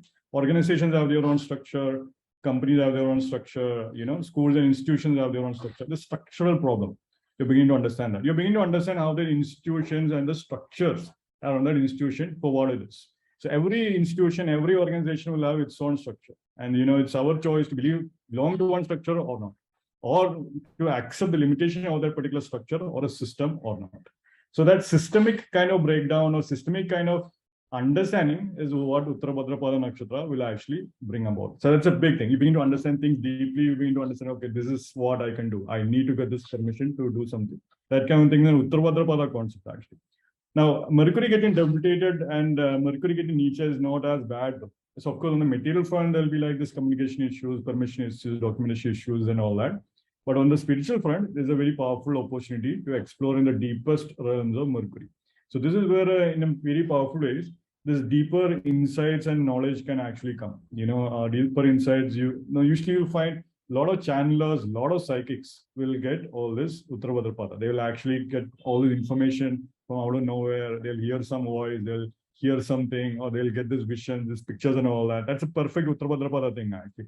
These natives will be gifted in intuitive writing, intuitive channeling. They just write, they just come out creatively out of nowhere. That kind of thing is a very powerful thing. Now, it's not really out of nowhere, to be frank. Now, that's the other aspect also. In many ways, they have done that karma. They have stored that karma somewhere in the subconscious. At some point, they were able to connect with that original karma. That is what is actually happening. So even gifted Ramanujam and all that, or any geniuses, for instance, Mozart and all that, they were geniuses. Mozart and all that, it said that Mozart was a musician multiple lifetimes. And now this is like the 15th or 16th lifetime, he was probably a musician. So of course, he's going to be a genius, similar to that. So many times this karma with work that is still pending will also play out. Now, many cases you will also find Uttara Bhadrapada Nakshatra is also placement where these natives will be forced to teach or to pass on information or to pass on knowledge. Whether they like it or not, they have a mercurial kind of karma that is there. So they like to pass on the knowledge, they like to write it out, they like to pass on some kind of information and all that. Now, of course, information can be coded or can be in cryptic terms also, but one way or the other, they'll actually pass on that kind of knowledge. That kind of karma will be there. Now, and it is usually you'll find that these nakshatra natives will prefer all this contemplative text, all these mystical texts which require deeper contemplation. Now, the rishis and all that, the rishis were probably writing those texts in the first place because that's the lifestyle they had. They were contemplating a lot, and good chance they were engaged in that particular thing. So this is also the source of a lot of Upanishad kind of thing. Upanishad is also Upanishadic kind of knowledge is like, you have to sit near to the guru and then you're studying. Now there's a technical thing there. There is an actual technical thing that you have to be like a guru, you have to become like a guru and all that. Now this is also the next concept of this word is also upasana as it's called. So even I didn't know what upasana meant. Someone broke it down to me. Upasana actually means upa asana. You're sitting close to that deity. So that deity is sitting close to you. So usually these nakshatra natives will at some point will pick up some upasana, some kind of sadhana, some kind of spiritual sadhana, some kind of spiritual worship or mantras and all that, which they have been doing probably across multiple lifetimes. So that kind of thing is a real strong thing here also. Now the word Uttara, which Dr. Pai also mentioned, Aditya and Yuji also mentioned. One thing I want to say, just it's a simple thing here also, how the idea of like Uttara is later. So typical story of Uttara Bhadrapada Nakshatra natives that initially they'll have to filter, they'll go through the Samudra Mandhan themselves. They'll go through the whole halal comes, poison comes, they'll learn to filter it out. Then they'll learn, okay, this is Uchesh house, I ride the horse, there is Kamadhenu there, I have to go get the Kamadhenu milk and whatnot. Eventually is when they'll get the Amrita, which is usually late 30s or early 40s or something like that. So usually what happens at that point is when their life will actually begin to stabilize. They'll begin to understand, okay, this is how the world is. This is the institution of the world. This is how the world works. This is the permission I need. This is the permission I should not need. That kind of thing. So you'll begin to understand that. So in general, Uttara Bhadrapada Nakshatra natives will have their life getting much better in the second half of their life. And that is common. That is true for all the Uttara Nakshatras in general. Now, Purva Nakshatras, you will be carried by the momentum of the Purva Janma Karmas very easily, in the first half of your life, very easily. That's why your luck runs out very soon. For Purva Nakshatra natives, Purva Falguni, Purva Bhadrapada, Purva Ashada, they'll carry that energy early on, but then you have to continue work on it. You have to make sure it is fixed also. You have to maintain that thing also. That's a big thing. And that's a real task also. Many times you'll see that. So Uttara Bhadrapada, whereas Uttara Falguni and Uttara Shada Nakshatra, they will be getting the success more or less in the second half of the life. Now, second half of the life, when that karma of that particular planet is going to come into fruition. That's a simpler way to look at that. Because again, the idea is the energy is getting heightened up with the fire is getting up with the Purva Nakshatras. Energy is getting stabilized, as the UG helped me understand, right? It's getting stabilized in the Uttara Nakshatra. So that's one thing. You can see it very easily. Now, having said so, now we'll get to the other points. There's a lot. So it was very interesting. Aditya was actually multitasking. So Aditya was actually multitasking as we are doing this thing. So this multitasking thing. So these natives Mercury is an adaptable planet. Mercury is the child who is capable of doing a a lot of things at the same time. Child is playing, child is reading, child is, school time is when you're doing a lot of things actually. When you're an adult, we forget, right? When do we get time to do all these activities, right? So that kind of thing. But anyway, like you'll see this particular aspect, this multitasking and problems around multitasking is a typical Uttara Bhadrapada thing. They'll have to learn to multitask. They'll have to learn to handle 2 or 3 different things at the same time. Eventually, they'll have to say, no, this I have to focus on one task. I have to do 2 or 3 things at the most, or I have to focus on one pure thing. So because the energy is being lost or efficiency is being lost and all that. Exactly that's the reason. Mercury is a very efficient planet. How can I make it better? That's a mercurial thing actually. That is also one more thing you're going to see. Now the other interesting thing also, as I mentioned, is also what is very interesting is how, like I said, with the institutions also, Mercury is actually linked with the definitions or terms or defining of the terms. That's a very important point in my opinion. So what are the limitations of logic, or what is the limitation of any knowledge system which you are encountering? The limitation is its original definition within those knowledge systems. Similar to that. The words are the defining factor, or the words are the limitation itself. So every word will create a limitation within that particular knowledge. Even Vedanta, Veda and Anda, what does that mean, right? What does Veda mean? What does Anta mean, right? So do you know the Vedas? Do you know the Anda even, right? That's a different thing. So that's a very simple thing. What does the word means actually? This limitation of the word is what these nakshatra natives have a real struggle with. And that's a big thing. Limitation of the word, we have to go beyond the word. I have to go beyond the logic. What is beyond this particular word? What is this world which this word is creating? What is this world that is beyond this world? That's a real thing actually. That's one real challenge which these natives will have. So all systems, and you will see many times these natives will be naturally drawn to legal professions. They'll try to understand the definitions of all the legal terms, all that. You'll be it's following a Jupiter sign after all. Now, what is also interesting is also 12th house of sleep is also there. So you can see it's falling in Pisces. So usually these natives, depending upon the planet, your sleep will be disturbed. They'll be up all night, or they'll be sleeping, sporadically or whatnot. So the sleep karma is one standard thing you can see here. So usually you can say all the sleep issues, right? I don't know, sleep health issues and all that. Sleep health is a big thing nowadays. People who have, for instance, there are some people who, when they go to sleep, because of whatever their body or whatnot, they are unable to breathe properly and all that. So that kind of problem is usually an Uttara Bhadrapada problem in my view. That's a starting point of that. It is part of one of the problems associated with that. And usually, so sleep-related issues, 12th house-related issues can really happen. The other thing with 12th house also, if you carefully think about it, it's very interesting. We talked about children and all that also. Because so sometimes what can happen, if you think about Aries as the first house of birth, where the birth is actually happening, the child is born in first house. The child is born in natural zodiac anyways. If you do the BCP system, when the birth is happening, Aries is active. Simple as that. That's one way to look at that. But before birth, the house before Aries is happening. So which is Pisces, which is 12th house. It's similar to that. So before what you're born, you are in the womb. You are in the water, the ocean of the womb actually, which is the ocean when you're a child actually. So that kind of thing. So things that are happening before your birth can be seen from Pisces in general. So that what that could mean is that, so you are in the womb, what was your parents doing? Your mother and father went to like some place or something, probably there was a challenge in the family or something like that. There was a health issue that, that happened to the grandmother. All that can be seen from the Uttara Bhadrapada thing, because that's a Pisces thing and all that. So it's an interesting concept. Now, this was very interesting because it was one thing I think which EUG mentioned with mercury poisoning and all that. So sometimes mercury poisoning can come because the mother is drinking water from mercury pipe and all that. So sometimes you will begin to see this kind of issues happening also. Mercury poisoning kind of thing coming because of that. And mercury, easily you can see that things that you are unable to control, but someone, your ancestors, your mother, things that happen in the womb actually. That is one thing you can see. Now, of course, when you're 12th house sleeping and all that, sometimes we talked about hospital also. So many times when you're sleeping, when you're in hospital, surgery has to happen. So you have to be put to sleep. So that's an anesthesia kind of thing will happen. So usually this karma around coma, anesthesia, all that anesthesia kind of thing might also happen. And of course, anesthesia can also link with Ashwini Nakshatra, because that's a Ketu role Nakshatra also. But anesthesia has its own pros and cons. Now, let's not get into that. Now, anyway, the other thing also I want to simply say is that this falling in Pisces after all. So usually one of the easiest things for these natives to do, and we talked about this particular creature through this until this point also, which is fish action. One of the easiest thing for these natives to do is to actually have an aquarium, take care of fish, feed wild fish in pond and lake and all that.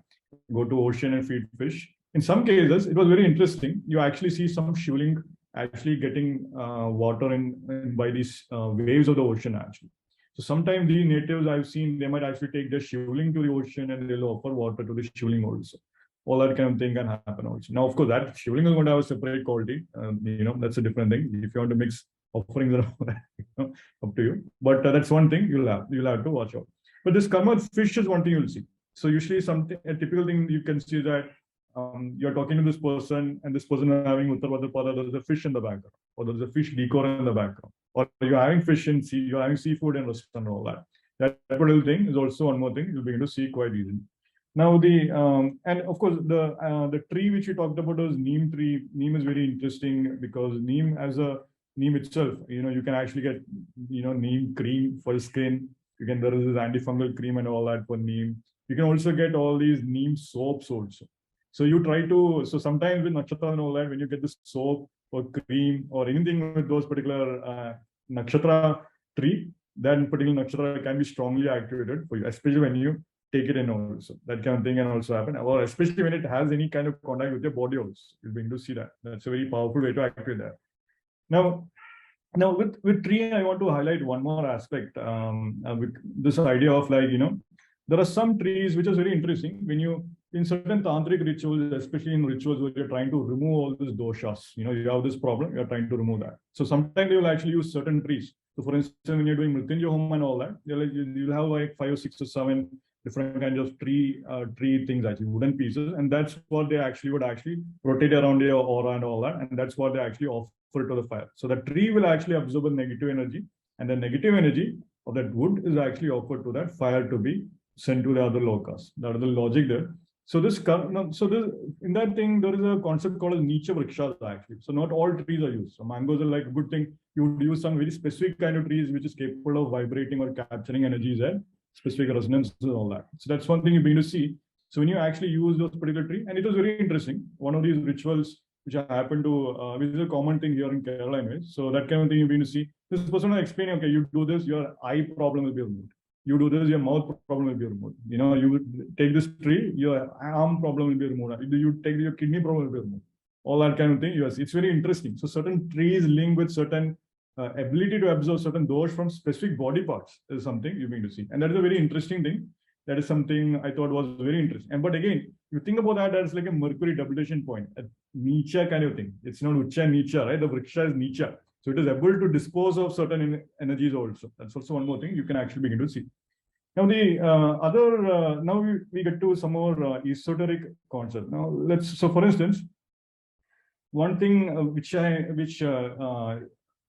also mentioned how Arjuna had to experience the loss of his child, Abhimanyu and all that. But interesting thing about Abhimanyu is Abhimanyu also learned the whole, the Chakravyuha kind of thing when he was in the womb also. He was in the mother's womb. That's when he gained all the knowledge also.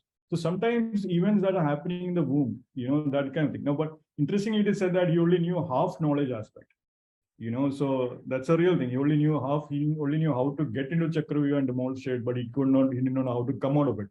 So that's also a real concept. Is there a reflection of that thing? Are you knowing only one half of it, right? That's a real thing actually.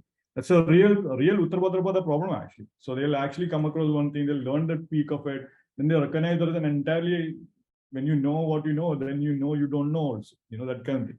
That kind of thing becomes very clear. That's a real Uttara Bhadrapada problem, and they have to accept that. They have to accept I don't know what I don't know kind of thing. That kind of thing is a real problem actually. And there's a real statistical problem. So it was very interesting. So we'll talk about that. So usually these nakshatra natives will have a statistical kind of problem and all that. So they'll assume statistical probability, they'll assume that is worthwhile, but then that statistics was relevant only for that particular sample data. Maybe a different sample data, it might not be relevant, So you might see that there's need to personalize kind of your situation or that system will be a very important thing actually for Uttara Bhadrapada. Now, one deity one character at least, whom you can always link with Uttara Bhadrapada is going to be Mercury, which can be linked with Narada actually. So Ahirbunya is the deity. Ahirbunya Samvida is actually conversation between Narada and Ahirbunya. So that is a very rare thing actually. You rarely find Ahirbunya and then you find Narada. Now, of course, Narada is also linked with Narada Bhakti Sutra and all that. So Narada has his own thing. So you'll see this kind of very esoteric text with Narada Bhakti Sutra and all that coming very strongly. And then 100%, these nakshatra natives at some point, I can say at some point these natives will either follow the feet of Vishnu or Ganesha or someone like that. At some point they'll have to follow the feet of some deity or so. They'll have to surrender, right? Okay, give up. God is up to you. That kind of thing is one real thing they'll have to do. And that's one thing that will improve their karma actually in time. Now the other thing also, with Vishnu himself, we talked about Vishnu also. Vishnu is actually linked with Pisces in many powerful ways. So Vishnu is Pisces. If the form of Vishnu in which he's sleeping is the sleeping form of Vishnu. No deity is sleeping. Shiva is upright, meditating. Brahma is on his lotus and all that. Vishnu is actually sleeping. Now 12th house is Pisces in that way. So worship of Vishnu is a very, very powerful solution here. And I cannot say that enough. Contemplating upon Vishnu and all that, it's a huge, huge thing. Of course, Vishnu's feet is where Lakshmi is residing. So that's also a very interesting concept. Now we are going around all the 12 Rashi. The 12th Rashi of Pisces is linked with the feet. And then we begin to see Lakshmi is there. So, and many times we begin to see, eventually with especially very senior gurus and senior, even you can say very old tantrics and all that, they just say, I'm just doing what goddess, I'm just doing whatever the goddess wants me to do. I'm just doing whatever my guru wants me to do, or I'm just doing whatever God wants me to do. That kind of aspect of surrendering to the feet of that deity. Now, perhaps, to be frank, there might be some sense of intelligence there actually. When you actually give that up, when you actually surrender to that particular deity, to surrender to that particular guru, you surrender to God, perhaps there is something else that might be coming your way. That's a bigger thing. So that's something to think about, something to be open to about in general. So grace might come in different ways actually, you never know. So that's the other aspect also. So the surrender thing is a very strong thing which these natives will actually have. But the feet of the deity is very interesting. Now feet is very interesting because say you go to a temple and all that in Kerala and all that, where it's a lot of rains, plants and sunshine also. So usually when you go to a temple, when you come out, you're supposed to wash your feet outside at the front side of the house, and then you enter into the house. Now, so there was this concept of that. Okay, you have entered into, you have walked on very holy land of temples and all that. The energized sand particle from the temple ground will stick to your feet, and then at least you'll come to the front of the house, and then you're washing your feet there, so that the energized sand particle will be at the front of your house, so that it is getting stored, that kind of thing. So that is also one more thing you can see. And then of course the house is getting its blessing because that feet is coming there and all that. So that kind of thing you can see. So there was this concept of washing the feet before you enter into a house. That concept is there. So again, that can be linked with Uttara Bhadrapada, that can be linked with Pisces overall. But this interesting concept, okay, what should you be leaving outside before you enter into the temple or before you enter into a home? Is there something you are kept outside before you enter into something? Or before you approach a guru, before you are approaching Upanishad, should you be leaving all your external philosophies outside? That kind of thing. Similar to that. So that kind of what should be kept outside is also a real concept there. Now, the other aspect also I want to highlight here is, there is a very interesting thing. 12th house in general, Pisces in general can be connected with anything about to end. This can be included in anything. So you're about to die. The 12th house of Pisces can be looked at. One way or the other, Pisces 12th house can be involved. Another way to look at that, you are actually, a day is about to end in a temple. And then the nighttime puja is happening. The final version of the deity can be linked with Pisces. That is one way to look at it. The morning version is Aries. Noontime is like, noontime is probably Capricorn or something like that, or whatever, right? 10th house thing and all that. But then 7th house, evening time is the 7th house thing. And the final nighttime can be a Pisces thing. So sometimes some remedies might require you to visit a deity in a nighttime kind of thing. That is also one more thing. It could be a 12th house thing. You might actually have to go to a temple in nighttime. You have to meditate in the temple nighttime, especially when the temple is open and all that. That kind of thing. Now, nighttime is when all the tantrics are up alive, all these aguris and all that, they are up in the nighttime actually. All the mantra people are doing that thing, So you can see that. You can see that it's having its own potential and all that. But that's the other aspect also. You're kind of learning the mysteries and all that.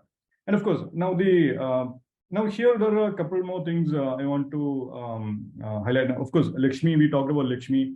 Now, what not many people recognize or even know is that there is a whole deeper Lakshmi Tantra that is out there. I mean, I just saw the book, but that makes perfect sense, so that there should be a Lakshmi Tantra. There can be a tantric system with Lakshmi. And of course, the Ashtalakshmi and all that, there's multiple variations of that. What was very surprising for me is when I actually came across one particular form of Lakshmi called as Samrajya Lakshmi. the Lakshmi that was worshipped by emperors to get empire. So perhaps that particular form of Lakshmi would, bestow you huge wealth, huge corporation, all that. So that particular existence of that huge thing or something, now that and all is here with you. Hardcore, no one is going to share that very easily. I mean, there is one temple somewhere in Tamil Nadu or something, but if you do find that, great. Your corporation will get very good blessings of Lakshmi and all that. That particular thing can happen. But Lakshmi Tantra is a very specific thing that is there. Now, the other big thing, the other aspect which can be linked is certainly some more other concepts actually. One concept is that of, and if you look at Uttara Bhadrapada as a point where Mercury is getting debilitated, in simple terms, all the Mercury-related nakshatras will have a link with Uttara Bhadrapada. That will be the foundation for all the Mercury-related nakshatras. So Jyeshta nakshatra, which is Indra, and then you have Ashlesha nakshatra, which is Nagas, and you have Revati nakshatra, which is Pusha. 100%, one way or the other, those nakshatras will have to, the lowest point as far as the Shakti is concerned is going to be Uttara Bhadrapada nakshatra. So many ways you find that these particular nakshatras will have a direct link with Uttara Bhadrapada also. So for instance, it is very interesting. For Ashlesha nakshatra, one way to calm down this Naga Devatas. There is a, when you're doing puja for Naga Devis and all that, Devis of Naga Devatas and all that, you actually offer neem leaves. So for instance, they say, you actually offer neem leaves to the fire. You might do puja of the, there is a very famous stotra which I recommend for people who are having all this Nagadosh and all that. It is called as the Navanaga stotra. Now there is Ashtanaga stotra, there is a Navanaga stotra. Navanaga stotra being the Vaishnavite version, Ashtananga being the Shaivite version. Both works. But this particular stotram, they say actually to offer, chant the stotram 1,000 times on Nag Panchami day or something like that, and you offer neem leaves 1,000 times to that particular fire. So you, of course, 1 lakh and all that, 1,25,000 times the standard thing. But you can do that. That is an easy way to improve that. But neem leaves is offered pointing to this Uttara Bhadrapada nakshatra link. That's a big thing. That's a huge thing actually. Now Airavat is making it interesting because of this Jyeshta linga. Jyeshta is linked with, is it possible to say that Jyeshta is linked with Indra's vehicle is Airavat, or Indra's mount is Airavat, or Indra's link with Airavat? Can we say that because of Uttara Bhadrapada also, can we say that Naga kind of link can play out with Airavat? That is also one more way to look at that. This is very interesting. Of course, Revati is the actual elephant. So can we say we might have elephant-like stuck problems there actually, right? That's the other way also, you can see that. So these nakshatra might have some kind of challenges there. Now, the other very interesting thing here is the animal of cow. So we'll talk about cow a little bit. But before that, one word is also, now Lakshmi is there. Now, it's very interesting in the Navratra, if Lakshmi is very important. In the Navaratri, the first 3 days is actually devoted to goddess Kali actually. So that's a very interesting thing to see. So this goddess Kali is actually given first 3 days, and then you get Lakshmi is given 3 days. So that's a very important thing to recognize also. And then you get Saraswati. So what happens when you only chase Lakshmi? Well, you're missing out on Kali. Well, you might go for Lakshmi and Saraswati, but then you're missing out on Kali. Then the goddess is like only 2/3 full for you, simple as that. So it's very important to actually honor this initial kind of devatas and so forth. So sometimes there is this concept of have you honor the outside deities before you worship the inside deity. That kind of thing. So many tantric sampradayas and all that, they'll have very specific kind of goddesses outside. There'll be a mandala, there'll be multiple circles and all that. First, you have to honor the Kshetrapala. Only then can you enter into the next Kshetra and start doing the thing and all that. That's a typical thing. So before you can actually worship the inner deities, right? So that's a real thing. Now, all this Srividya tradition and all that, you'll be able to see that there are these outer goddesses, and then you have to worship the inner goddesses. In fact, in the Sri Chakra itself, there are many outside goddesses in each of those things. And finally, the innermost triangle is the Nitya Devi, and within that, at the top of that, the top of the pyramid is basically Lalitambiga and all that. So that's the concept actually. So this concept of actually entering into addressing the deities who are outside of a particular deity, that's a very important thing. Now, within that context, a very important deity, and especially for Bhadrapada, is Bhadragali. No doubt about that. Now, what is interesting about Bhadragali? Of course, Bhadragali, ferocious deity, different versions of Bhadragali exist. So in Kerala, for instance, this particular aspect in which Darukasur is the Daruka goddess. Bhadragali is defeating the Asura called as Darukasur actually. And that is the sampradaya that is followed in Kerala. In fact, in Kerala, there is another sampradaya thing which is called as, so some temples are established based on this particular thing. The concept of the Devi that is honored is the goddess Bhadragali was defeated as Darukasur, and she's stabilized right now. She's smiling. Is a concept that actually she has stabilized. This is a Bhadragali. So Bhadrakali is the goddess who is smiling actually. That's a simpler way to look at that. She's much more auspicious. She's not Mahakali. She's not Ugrakali, nothing like that. She's like, she's a Bhadrakali. So there's a smiling version of these gods and goddesses. Sometimes these benign forms of these gods and goddesses can also be there, but Bhadrakali is still Bhadrakali, Doesn't mean that, she just, even if she's smiling, you don't ignore her and all that. That's the other aspect. Of course, and 100% when you honor Bhadrakali and all that, 100% natural sequence is going to be Lakshmi and Saraswati. In fact, the concept of Bhagavati in Kerala temples and all that is like she is the goddess who will become Kali like when you need. She'll become Lakshmi like when according to your prayer, and become Saraswati like according to your prayer. So that's a very important aspect actually.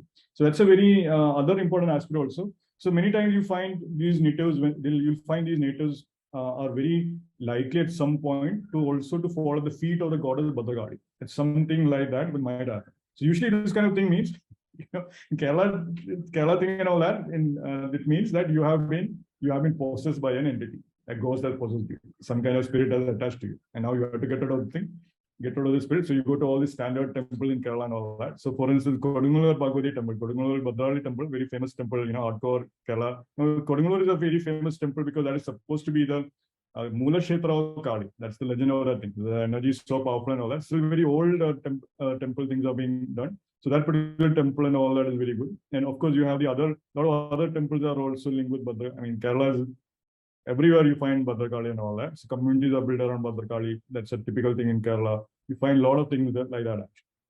But one way or the other, this karma of this particular goddess, Bhadrakali aspect can actually play out. And of course, when you worship Bhadrakali, now interesting thing is that now the moment Bhadrakali, the Saturnian element is taken care of, Venus getting exalted element, Lakshmi kind of energy can easily come out. So Lakshmi Tantra and all that can just be like a cake in the park kind of thing, right? Walk in the park kind of thing, right? Have some cake in the park also at the same time, right? So that kind of thing you can see. Now the other thing I can say, one interesting thing here, so I didn't mention is a link with Bhadrakali. And of course, Bhadrakali herself is having different variations depending upon the tantras you worship actually, depending upon the tantras and all that. So as I mentioned, that is a different thing. And of course, for instance, in Nakshatra terminology, Bhadrakali was it's very interesting. Dr. Pai mentioned, I was just reading through Wikipedia when he was talking about that.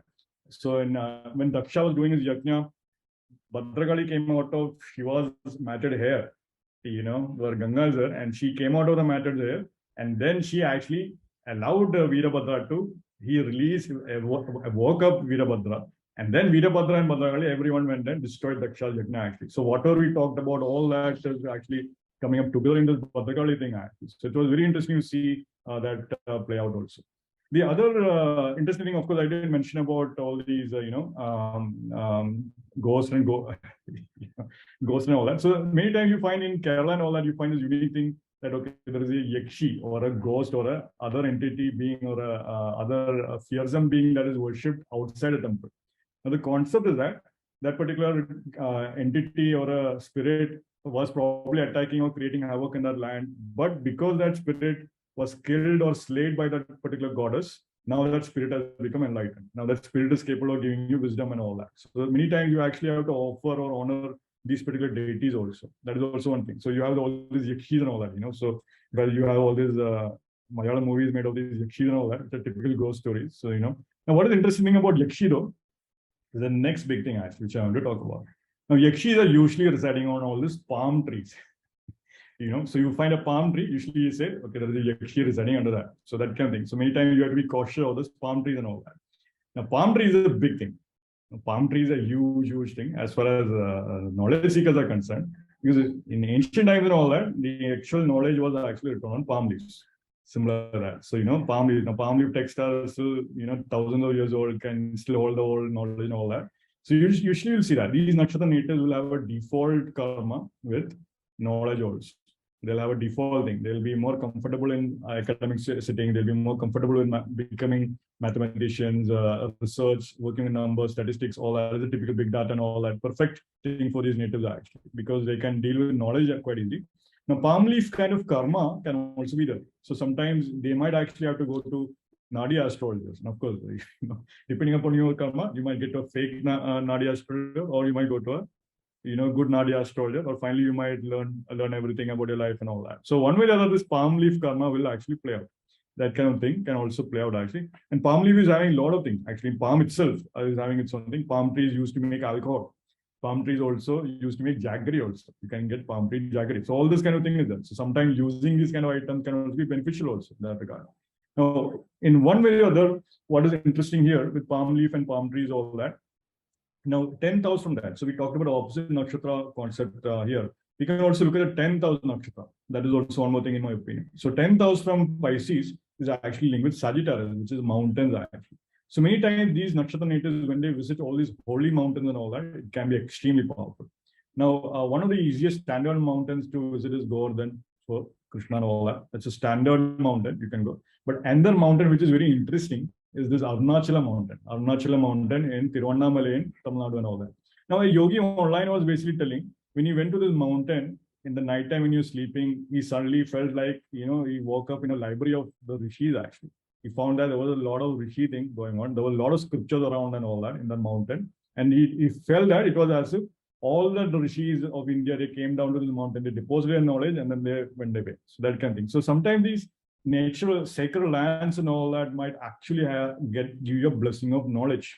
So sometimes when you go to certain pilgrimage spots, you might actually get a blessing of knowledge. Could be like mountains, sacred lakes, all that. But mountain for sure, you can see that.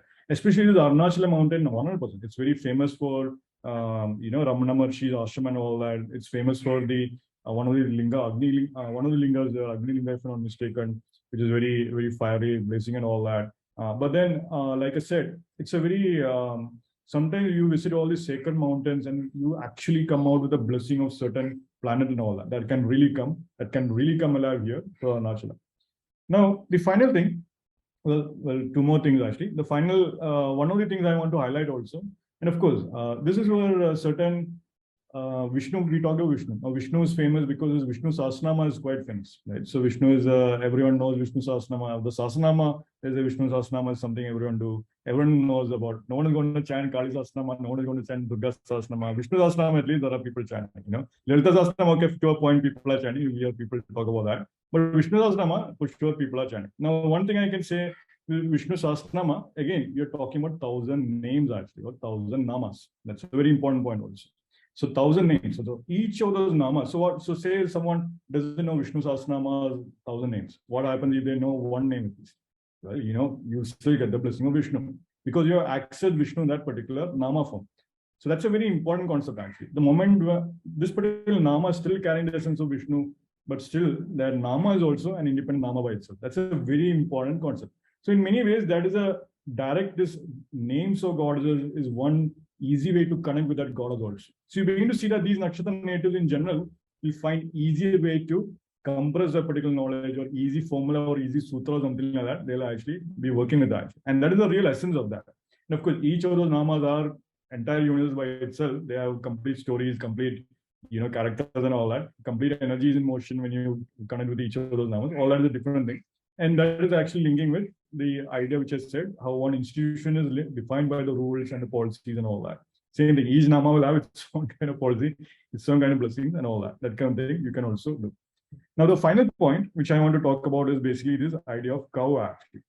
There's a linkage of cow with Uttara Bhadrapada. Now, the cow thing is a very, very interesting concept. Now, there is one of these Shaivite gurus that's actually written this is very interesting alien text called as Lemurian scrolls. So you can find that the book online. So this Lemurian scrolls, so this Lemurian scrolls talks about there was a point in time where you have Lemuria actually. So one theory is that Lemuria was India and the Indian Ocean was Lemuria, different in ancient continent, which was highly advanced technologically, and you have it was eventually submerged by the sea and all that. There's another theory which says Lemuria is outside, still there. Lemuria exists in another dimension. Lemuria is part of different plane or whatnot. All that theory is there. But no matter what, these scrolls exist. The scrolls are written by an enlightened guru. This guy, this guru actually went to Hawaii and established a temple there, and all that is there. Now, this was one of my initial places how I even discovered all these kind of mythology and all that thing actually. So I have a special respect for this particular guru in terms of having at least helped me, getting some light and all that. Now, what was interesting though, the Lemurian scrolls, so you're doing all these alien conspiracy research, and then you come up with a Hindu guru who has actually written a text on alien things actually, or a Lemurian scroll kind of thing. So in Lemurian scrolls, he has actually mentioned some really deep mysteries about cows and all that. So he was basically saying in ancient Lemurian and all that, it was basically like an ashram setup where you would have all these matavasis and all that. They would actually be getting the direct energies of Shiva from the milk of the cow. They would actually get the darshan of the deity directly from the milk. And of course, the cow had to be, there would be someone actually singing flute music for the cow. Someone will be brushing the cow. Someone will be doing, giving. Yeah, Sandeep, I just wanted to ask you to remind me about the cows because I have something to add to this. I want you to finish. Yeah. But I have something Sure, to yeah. add that may support this. Actually. Yeah. Very interesting. Sure, yeah. So this particular thing is that, so when the cow was actually take care for in a very nourished, in a very caring manner. So you're actually you're making the cow enjoy music. You're giving food to the cow, giving great food to the cow. You're brushing the cow. You're taking care of the cow. When the Shastric way of maintaining the cow was maintained, then the milk that you could get from the cow, literally, you could get energies, wisdom, you could clear out your karma just from the milk of the cow. That's a very interesting thing. In fact, even nowadays also they say anytime a lizard, now lizard is Ketu actually, if a lizard falls on you, if you want to purify your karma, like immediately they say take a bath quickly and look at a plate of ghee. Make sure you're looking at the ghee actually to get a darshan directly from the ghee. So that's this kind of concept of cows, the milk of the cow becoming very special is very interesting. Now, in fact, what they had is that in this particular book, it is referred to that people who were having a stronger affinity towards Ganesha would always pick up all these fruits and vegetables from the ground or from the trees and whatnot. They would get the nuts and all that from there. The people who would have a strong affinity to Kartikeya, they would be wearing orange, and they are more likely to drink from, they would get the darshan from goat's milk actually. But people who have a direct thing with Shiva, they would actually be getting the darshan from cow directly. So again, you will see this progression of sorts. It's a very interesting progression, and they will be dressed in white actually. The cow people will be dressed in white. That's an interesting thing. You can see. It's a very, very interesting thing also. But what is making this cows very more fascinating, and the whole idea of rain is also very fascinating. And supposedly it said that cows can actually predict when it's about to rain. Well, we talked about it being hot. When everything is hot, the cow will actually stand up. It'll be standing actually. And the cow, when it's about to rain, when it becomes cold, cows actually sit down. Now, that's a very interesting thing you could see. So they say, like, when the cows are sitting down, you can say, okay, it's cold, it's about to rain. That kind of thing you can say actually. So it's one of those things you can say. But what is fascinating about this is that in all the Vedas and all that, when you're looking at the prayers, you're going to see almost all the prayers are like, give me cattle, give me rain. You're beginning to see that. That's all the prayers. What's going on there, right? So there's something else going on here. So is it possible that when you get cow, your life can change? Is it possible something deeper can come when you take care of a cow? Is it possible that even when rain is happening, is it possible that something else is going on in the rain? So is it, and like Dr. Pai mentioned in the movie reference and all that, is there something instinctive about rain? Is there something actually divine about rain? That is something to think about. So Shiva is a lot of thunderstorms and all that. Is there something, can you consider every rainfall as a blessing from God Shiva? That's a deep thing to think about, 100%. So there is some real deep mysteries about cows and rains and all that. And in my opinion, I can 100% say the moment when a cow is honored, in fact, houses where go puja has been done, 100% houses will get blessings and all that, and many times one of the rituals is that they'll bring a cow to the front of the house. They'll actually make the cow put its first one of the right foot of the cow will be put into the house actually. That's a go puja concept actually, And when they do that kind of thing, actually that house will attain prosperity, blessing can come and all that. And perhaps the Lakshmi, what we are thinking about, could be cows also. When you take care of a cow, when you actually honor cows and all that, that can bring big blessings. Even if you don't have cow, even if a cow comes into land and leaves, or even if you see the sight of a cow, even that also is considered to be an auspicious thing actually. But think about that. They were actually getting direct knowledge from Shiva, from cow's milk. So what's going on there, right? So that itself is a big thing. So there is a lot of mysteries there and all that. And 100%. And definitely at some point, 100% there is a lot more mysteries there, and cow has its own thing. Every aspect of, all that is there. We talked about, Nandini and all that, all that we talked about also. Now, so that's what I actually have to share. Now, the final thing I want to say is that if it's raining, consider it as like an actual blessing of a deity. What would it be? Movies for sure. Movies do have something instinctive for sure, not out of that. Raining for sure, there's a blessing of a god that is coming, in my opinion. Heavy thunderstorms and all that, we have perhaps lost in touch with nature, how to get the real blessings of that Athiratram, Adhiratram, Athiratram. Yeah. Adhiratram, in which they actually do this havan for like 1 whole week or 2 weeks or something. Finally, they burn the whole thing, and it's guaranteed that it will always rain in the end. So that is how it is actually. So they would do that. So it's one of those things. So this rain thing is a very, very powerful thing. But more importantly, rains are actually spoken about in the Vedas. Vedas never said give us gold. Vedas never said give us like silver. They actually said give us rains, give us like cattle. So what's going on there? So sometimes, when you're around rain, when you go to parts of the world where there is rain, energetically, there is something deeper that can happen. That I can definitely say for sure. But yeah. So that's what I have. So that's the end of, my talk actually. Yeah. Sandipji, just before we move on, because the cow thing, imagine if taking care of a cow is like that, and then you have all these countries slaughtering them. I mean, really think about this, really. There's recently, my mother told me a story, I mean, just out of the blue, about a Celtic story about cows. And I know, Dr. Paiji, you lived in Ireland, right? I think this is it's actually Welsh. This story is Welsh, but I wonder if, I don't, huh? For 4.5 years, I was in Ireland. Yeah, so I don't know if they have the same story. It was so random that it stuck with me, and I was a little surprised by it because of how the culture has turned into eating so many cows, and that's where so there's this old Welsh story about the first cow. This is before our talk, just like 2 days ago. So I remembered, I was like, oh, I have to remember this. So a beautiful celestial maiden comes out of an ocean, and there's this man there, and I guess she chooses him as a partner, and with her comes this magical cow, a sacred cow, and this cow gives milk to this whole village, and this man becomes incredibly wealthy because the milk heals illnesses. It does all, it's profound, like everyone wants to buy milk from this cow. And there's some kind of secret that this celestial maiden has, that she's able to produce more of these cows. So he eventually has a lot of these cows, and the whole, he becomes so wealthy because people from everywhere are coming to get his milk, the milk from these celestial cows, these magical cows. So he becomes so wealthy that it perverts his thinking.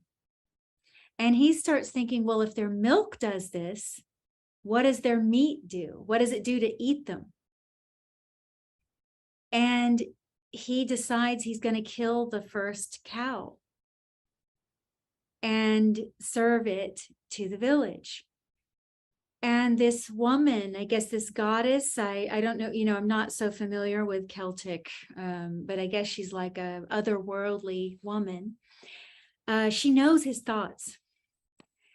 And before he can do this, she actually takes the cow and all the magical cows.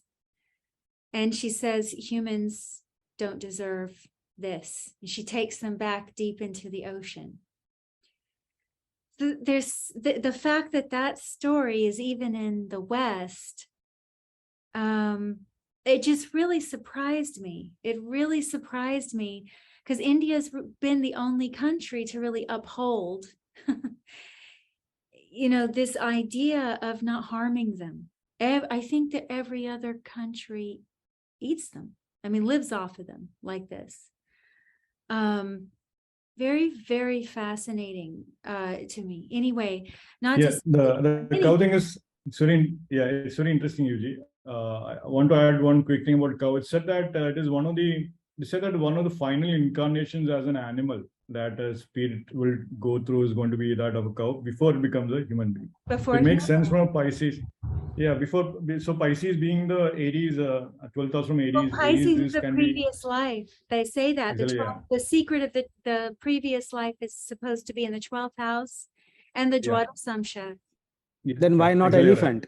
Why Now not burning? but see, think about it. It's the heart of Revati. Pisces, right?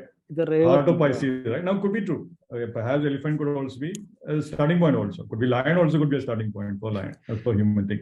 But what is interesting is that, the cow thing, but look at what a cow does though. That is the key. Cows are actually in harmony with the humans. Cows giving milk to humans. So Well, they if cry. humans, They actually cry. They're very bonded. Very interesting about a cow, because most farm animals, some of them, you even have to bond them to their baby. Like a goat can actually not even recognize its own baby. You'd have to bond the mother and the baby. The goat's kind of in its own, they're a little bit more wily, and they're not so steady, devoted, emotionally, you're correct. emotionally Indeed. sophisticated. Cows are actually, they will cry when you cry. They like music. Like if they bond. No, with you, even though if you're ill, they will come to know. Because Yes, my mother that's used it. to say, because my mother, when she was young, in the village, she had that experience. She will say that there was cow in her house, my maternal grandparents' house, and she has said that cow will not eat. If someone is ill, the cow will not eat. That she will cry. So my mother has said that she has noticed it. They do. They'll produce actual tears, especially if you take away their baby or someone they really care about leaves, and they don't see. They actually will grieve that. So that shows an emotional sophistication that, like, let's say a goat. I'm not saying to go kill goats either. When you're causing anything pain, we do need to think about that. If anything, if we're causing anything pain, we need to think about it. But cows, there's something very, even the fact that the Welsh people, because that's near the UK, that is the UK, that's like a main place of like cattle farming and people eating them. So the fact that that story came from there, it just really surprised me. So maybe at one time, yeah. So perhaps there was a culture that was unified all around the world, kind of thing. Perhaps there was a different time and era when the stories was actually pointing to a unification and all that. So of course, you look at the world mythological story, you can definitely see parallels. They're talking about the same thing. You can almost sense that they are talking about the same kind of consciousness action. So caring for the cow, or what it entails, what it requires to be maintained and all that. 100% you can see that. No doubt, actually. But then, but the cow thing is very interesting because if humans were put in place as cows, right? Cows giving milk to like humans act. If humans are, so you could say cows can be considered as lower life forms to human, at least for the timing, let's assume like that. Then humans can be considered lower life forms to devas. Well, to devas and all this, devaganas and all that, now you might have to become like cow. You might have to give milk to the cow. You might have to give like your own milk to the devas actually. That could be happening. That's the real thing that could be happening also. When you do that, that's only then can you attain moksha also. That's a formula there. That's a hidden formula there from Pisces to Aries, right? So Pisces like moksha, you start giving all your milk, all your money, everything to devas, right? And then eventually devas are okay, here is someone who has recognized us. Your devotion. Yeah, who has given recognized the energies and all that. Exactly right. Your devotion, all that. Exactly right. So that's a very interesting thing also. Good, yeah. In the stories, they will say that Dashrath had a connection with devatas, and a lot of kings used to have connection with devatas. They were not that separate as now we are distinct. These people will come meet like their friends and all. Oh, you can't compare the old kings to these whatever we have. Like in Devasur Sangram and all, Mr. Dashrath went actually to help. Yeah, exactly that. So of course, in different yugas, the different connection can be maintained. But it is true. But if you think like that, then it makes perfect sense. Okay, cow will be able to give milk to the humans. What can humans give to the gods, right? What is the corresponding equivalent? That's something to think about. So of course, cows giving milk.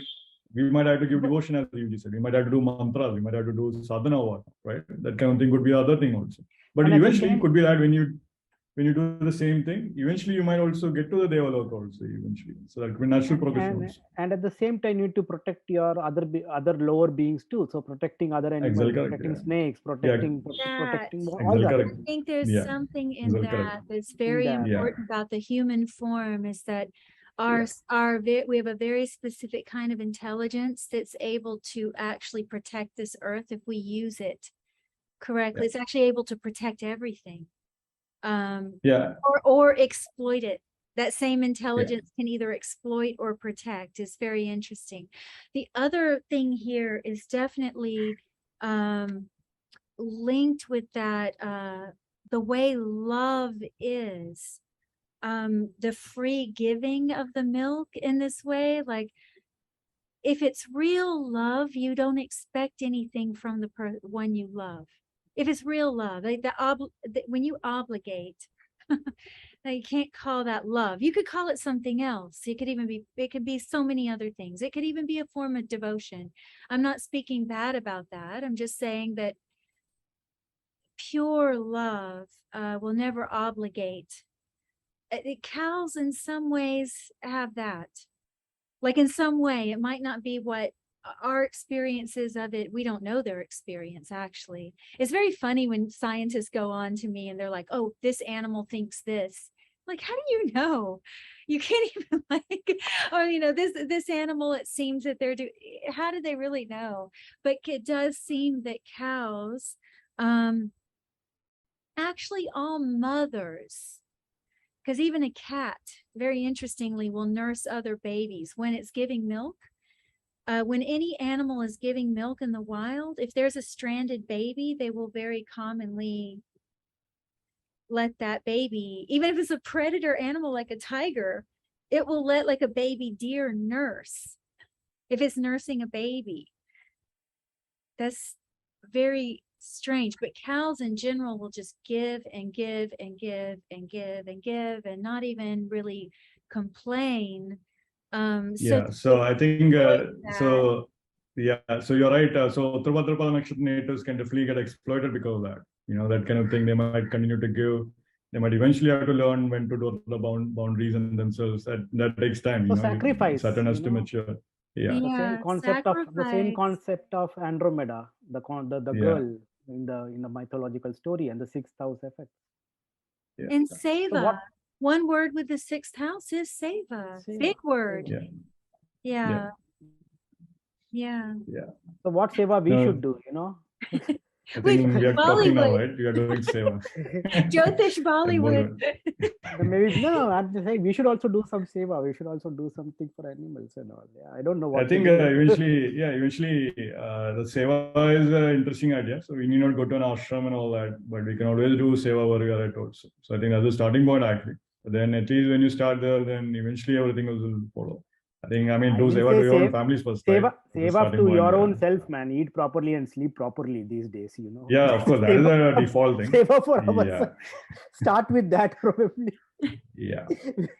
Which means I don't do. Sleep properly and do everything. You really see sixth house is Seva, and sixth house is also the animals, pets that you used to keep at home, which means the cow. Like you were mentioning about the cow, my maternal uncle used to say, we had cows in the village, in our house, in my grandparents' house.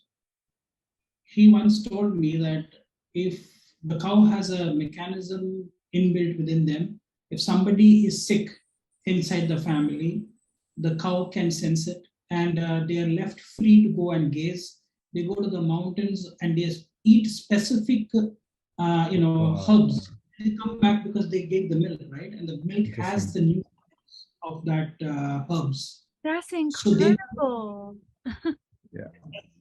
That's very true. He said they know, which mountaintop they will go gaze, and they will take specific herbs and plants they will eat, and that will cure so you'll have to, whenever you fall sick, don't drink from anybody else's outside. Drink the milk from your own house, because the cow already knows what is needed for healing you.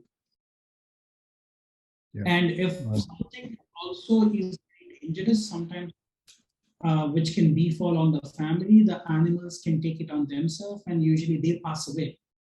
You see, the cows can usually, instead of a family member dying, the cow will die. So the advantage is that when a cow dies amongst human, their next birth immediately could be human.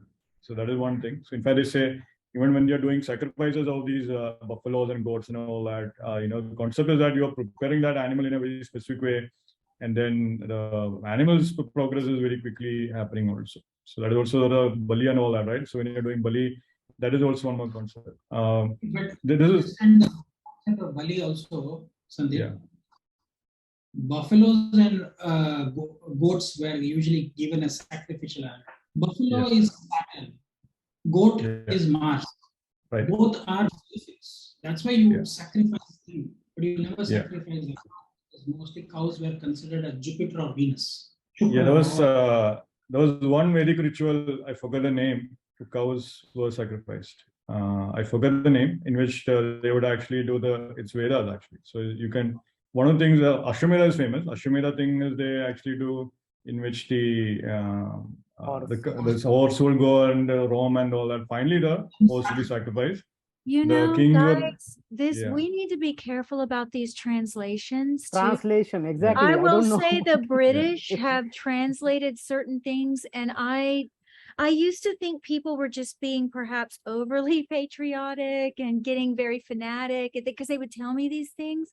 Then I ended up reading it myself. And there are things that I've looked at that I actually think the British, I know for certain that the translation, they didn't have the depth of understanding for Sanskrit. So it's just very mechanical and very linear, and it's not probably what the text is saying. Specifically with Rig Veda, it's a different kind of Sanskrit. It's actually no, that's a different set of problems for sure. Translation is one thing. Translation's but kind of certain, weird, so I do know so about all some the animal sacrifices. yeah. I mean, Charaka Samhita is full of meat, like different, like the medicines of a different animal's, body, their muscle tissue, their fat, everything. I mean, it has tiger in it, literally. It has everything you can think of, lizard, this, that. So it's definitely was there. However, what's strange, I don't know how many of you have invested time in reading the accounts of like someone from China visiting India, someone from the Middle East visiting India in ancient times, but there's accounts of this. What's fascinating is meat eating was very low. Every single person comments on this. And they, not only that, they say that it wasn't sold in the marketplace, that there were these kind of, I guess, kind of outcast, because the caste system is definitely part of it. And there were people that wouldn't come into the main city. They were hunters, and they would sell the fresh, usually venison, deer. Okay, so that's kind of, it conflicts with some of these translations. Is the actual But again, account that it is true, it is a translation from a traveler, but if certain rituals are going to be different. Rituals, if it's being practiced for thousands of years, then it's there. The Ashwamedha, as you said, with the horses. So that's an interesting thing. So of course, and one of these the Buddha clearly witnessed. He clearly witnessed some goat sacrifices that he was Right. In fact, Buddha himself got food poisoning because he ate meat, actually. That's the thing. So what was interesting is that I was initially surprised by this, but Vedas do have cows. They actually say this body part should be done this particular way and all that. And in some Vedas and some rituals, for sure, of course, it doesn't mean you have to eat cows every day and whatnot. You're doing it for a community and all that. That meant everything and all that. That's what it means also. So that's the other side of it also. So this actual logical, the thing was there actually. Of course, they would allow cow to do it and all that. Now, we are all sacrificing ourselves anyways. We are sacrificing our time and all that for our families or whatnot. What would it mean, right? So what difference is going to be like from we sacrificing something versus a cow and all that? So you can, of course, argue compassion and all that. But the world, the moment when the structure of the world is comparison, then the corresponding qualities. There seems to be, the one thing is, it's not the argument even of compassion. Because first of all, let me say this. I don't even think most of us have the ability to digest what compassion means. Yeah, Okay, that's so very true. I can't go around preaching compassion. Okay, that I'm not even going to attempt to do that. But I do. Okay, so like you guys have heard me say this so many times, but the whole thing about Yama or Mahakal telling Brahma that I have permission to eat everything, even Yeah, you. that's correct. Yeah. And I've eaten many of you, Brahmas, at the beginning of a creation. I've eaten many of you. I've Indras. I've eaten many of you. It's like laughable how many I remember eating. You know, this is the whole thing. So death has that part of death that spans all the lokas, because everything has a time limit. So we're clearly being devoured by time. This is if you go out in nature, as I often say, you're going to see that the predator and prey, I mean, everything eats something else, everything. And humans naturally have a conflict with laws of nature. And so when we make societies, we try to rearrange the laws of nature. I've noticed this. It might be, however, something has happened in our wiring where the cruelty, it's almost as if we have become desensitized to what we're doing.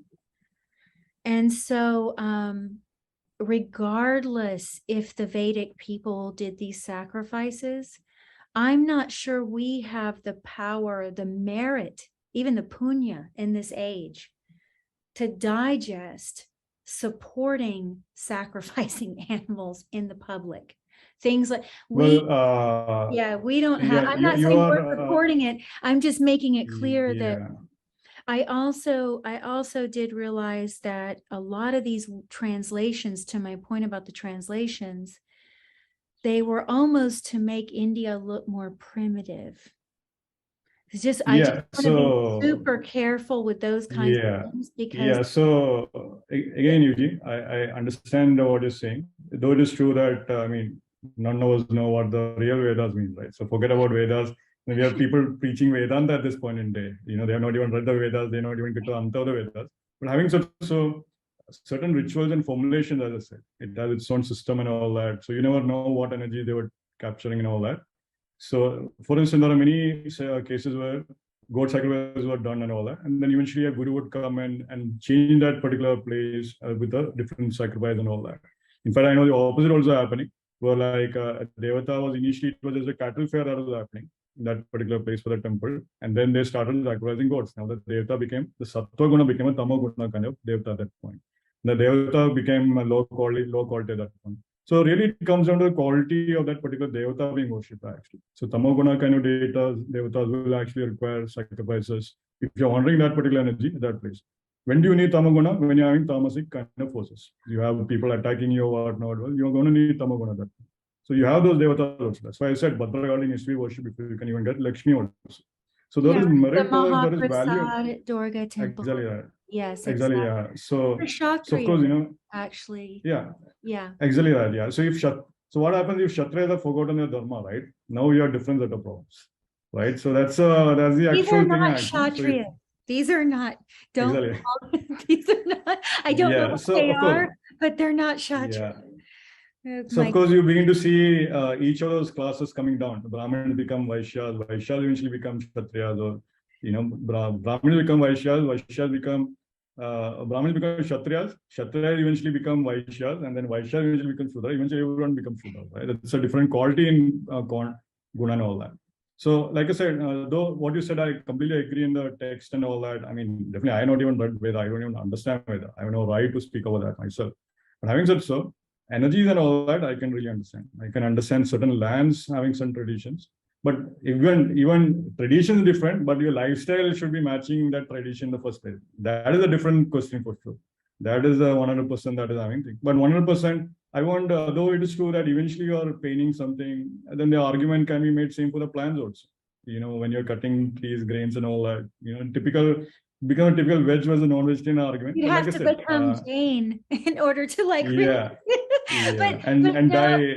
I mean, Yeah, the thing is, it's just more like you have to kill an entire animal. I'm not making an argument yeah, for vegetarianism. I actually want people to decide all that in their own hearts. yeah. It's just Exactly right. Yeah, for me, what it is, it's more or less like how it gets represented. yeah. You know, and And that's a especially very important point, actually. the What you said is very important point. yeah, Yeah. especially the indiscriminate use of things to justify. So like Charaka Samhita, definitely full of meat. It is definitely there. But does that mean I understand why Charaka did that? You know, I can't claim to understand what he even said that in some cases, you can read it yourself, it's there. In some cases, the meat soup made from venison and ghee was all that would heal a person, you know, when they were under attack from certain illnesses. I mean, this is all there. Even Ram, I mean, I have to say, if you read the original Sanskrit, That's correct. Yeah, yeah. you know, it says Yeah, he was killing deer and having meat. it And why was says he chasing meat. Marichi in the first Yeah, place? I mean, he was Right? Kshatriya. Yeah. He was a Kshatriya.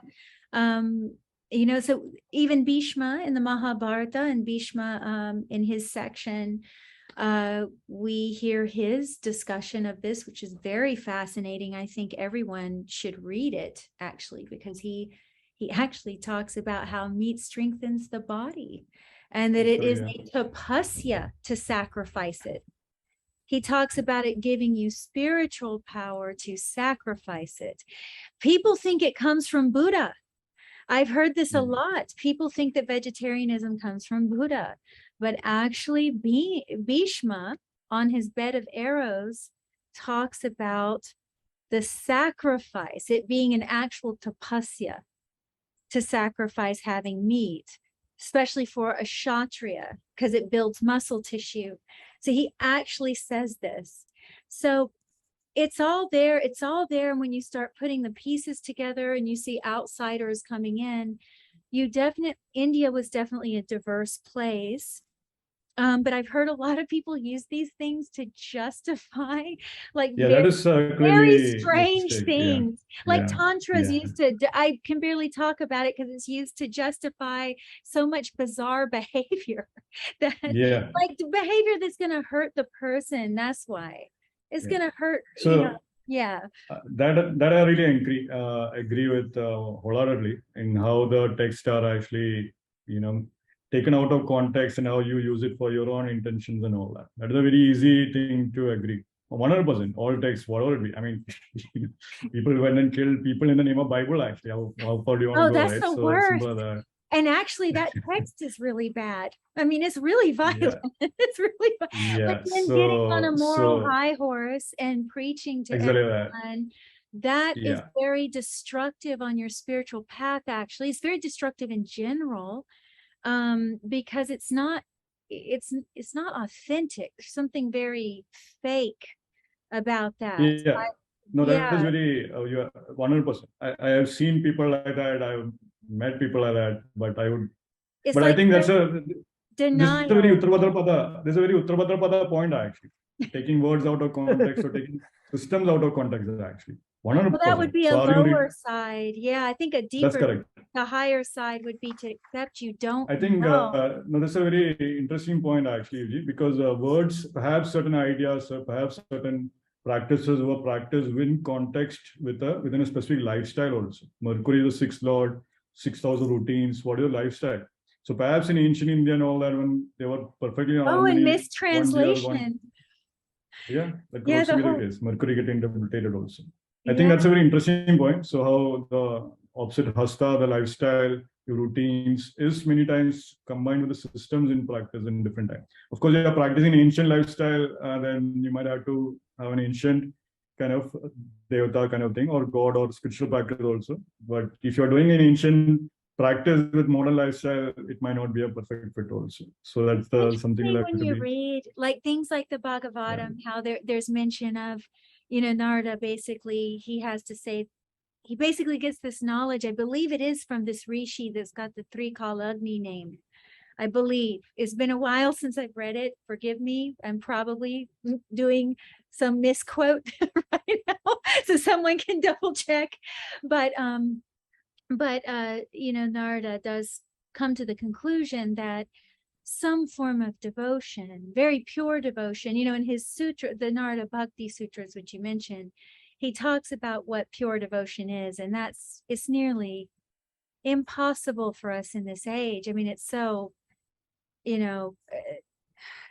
it's interesting, all these topics under Uttara Bhadrapada, because it is the serpent of the deep. When you think of this, words can't really touch it. Concepts aren't going to touch it. It's got to be lived. It's got to be experienced. It's actually got to be an established state of consciousness. It's not words. But maybe Buddha here, having a link to the Bhadrapadas, that does show a way of like an outline, an outline here. But then you got to throw that in the trash too, because look at all these saints and masters who have become, you could say, the God realization through very unconventional means. Very unconventional means. I mean, we talked about Paramahansa Ramakrishna last time with Bhairavi Brahmani. I mean, she fed him a corpse from the smashan. He ate it. It was a piece of cooked brain. I'm just saying it as it is. I'm not going to sanitize it. We don't need to sanitize. That's another problem with translation, is too much sanitization, too much holiness. It gives a false idea of purity. So yeah, I'm definitely not saying that we should get on a moral high horse with this stuff, but as an Uttara Bhadrapada topic, is fascinating to examine what is the unsanitized translation of that, and what was also simultaneously, what was the deeper meaning of it, because some of it's real obvious that it has got to be sacrifice. Okay, some of it's so simple. If you read the Sanskrit, mamsa is muscle tissue. There's no getting around that. That's usually not symbolic.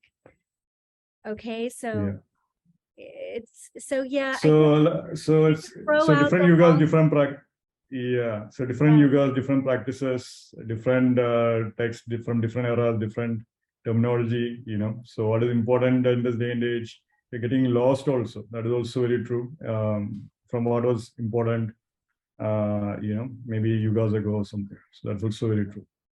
But yeah, I think it is a long thing. Yeah, but go ahead, Dr. Pai, you're going to say something? I just wanted to add something, a thought which came, which I had heard from somebody, is when these Naga sadhus go for Kumbh Mela, usually they used to, the governments or the British during that time also used to keep a track of how many people are going, because they were akhadas, which means there used to be a specific sect of people who were given the right to go first, then the second akhada, third akhada, like that. There were so many akhadas, which means sections of people who can go for their royal bath. Now, they were very surprised during the Kumbh Mela that whenever a particular akhada goes in and comes out, there would be some sadhus which would be missing when they count again. And then somebody said, many of these who are called as Naga sadhus, when their time is up, when they go into the thing, they transfer themselves into a Nag and they disappear. They don't come back in human form.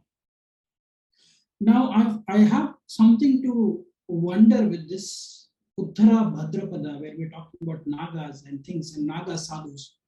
Maybe that is the exit for them to not come back in human form and to release themselves. Again, these are conspiracy theories, whether, if 100 people had gone, only 98 people were coming back from the maybe Shahis. two of them drowned, maybe. Maybe, we don't know. Akhadas believe that, yogis they won't drown. They must have purposefully left their soul there or their atma there. Or that is a samadhi, some people can go to samadhi, jal samadhi. It could be jal samadhi as well. Now, why am I talking about this? It gives me a feeling that these two nakshatras, especially the Purva and the Uttara nakshatras, if you see, amongst all the Purva and Uttara nakshatras, in Vimshotri Dasha, you see, whether it is Purva Falguni, Uttara Falguni, Purva Shada, Uttara Shada, they are Venus and Sun. But when it is Purva Bhadrapada and Uttara Bhadrapada, it is Jupiter and Saturn. Now, why I'm giving you the caution is because Purva is Brahmin caste or Varna, and Uttara is always Kshatriya. I'm given to believe if certain times during yugas as well, did certain avatars who were Brahmins became Kshatriyas, or Kshatriyas also became took the role of a Brahmin, which means, for example, Parashuram, being a Brahminical background, became a Kshatriya. He slayed people. Ram being born in a Kshatriya, but he did all the dharmas of a Brahmin as well. So I don't think anything was to say that you are a Kshatriya or a Brahmin. By actions you became a Brahmin. And even the Naga Sadhus also, if you think, they always carry their talwar and things. If somebody attacks them, they will also go and they will strike, because to self-protection, defense. So they are not going to say, okay, I'm going to sit with my Kamandalu and I will not fight. Why do they have their swords? They remove their swords, they remove their daggers. That is a self-defense mechanism. So a yogi can also become, to protect their dharma, they can take up the weapons as well, but that is not the actual thing. So what used to happen is the Mughals knew about a custom in the amongst the yogic tradition, which is called as Chaturmas, 4 months. During the Chaturmas, what the yogis have to do is they cannot touch the weapons. They have to wrap it around and stack it. Because the Guru has said, now is the time for 4 months, you have to not touch the weapons. That is when the Mughals, Aurangzeb and everybody would attack and they would take the temples, plunder the temples, because otherwise these are servants of protection of Dharma, Sanatana Dharma. They will not just sit quiet and meditate and say, okay, you can go and plunder our temples. They will go and try to fight and to protect. There was protection. And I think this is self-defense rather than saying that you are going and offensive and attacking somebody. It's a self-defense mechanism as a human beings.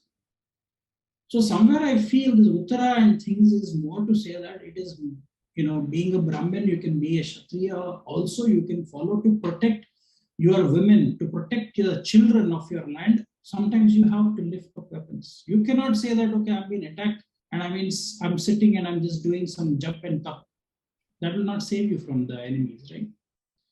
So again, these are thoughts, and maybe, there is some connection I feel with. That's interesting, Dr. Paiji, because it is a Kshatriya nakshatra and it is called a warrior nakshatra. I mean, Uttara Bhadrapada, for all the things we're talking about with abstract intelligence and deeper, like the mystic side, but then there is the side that is said, as a matter of fact, I don't know if it's Varahamihira or not.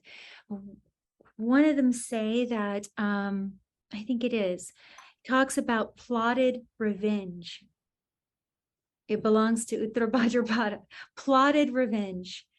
Explosive revenge he gives to Purva Bhadra, and plotted revenge. For protection of Dharma. Varahamihira has said, and Hora Ratnam also talks about this.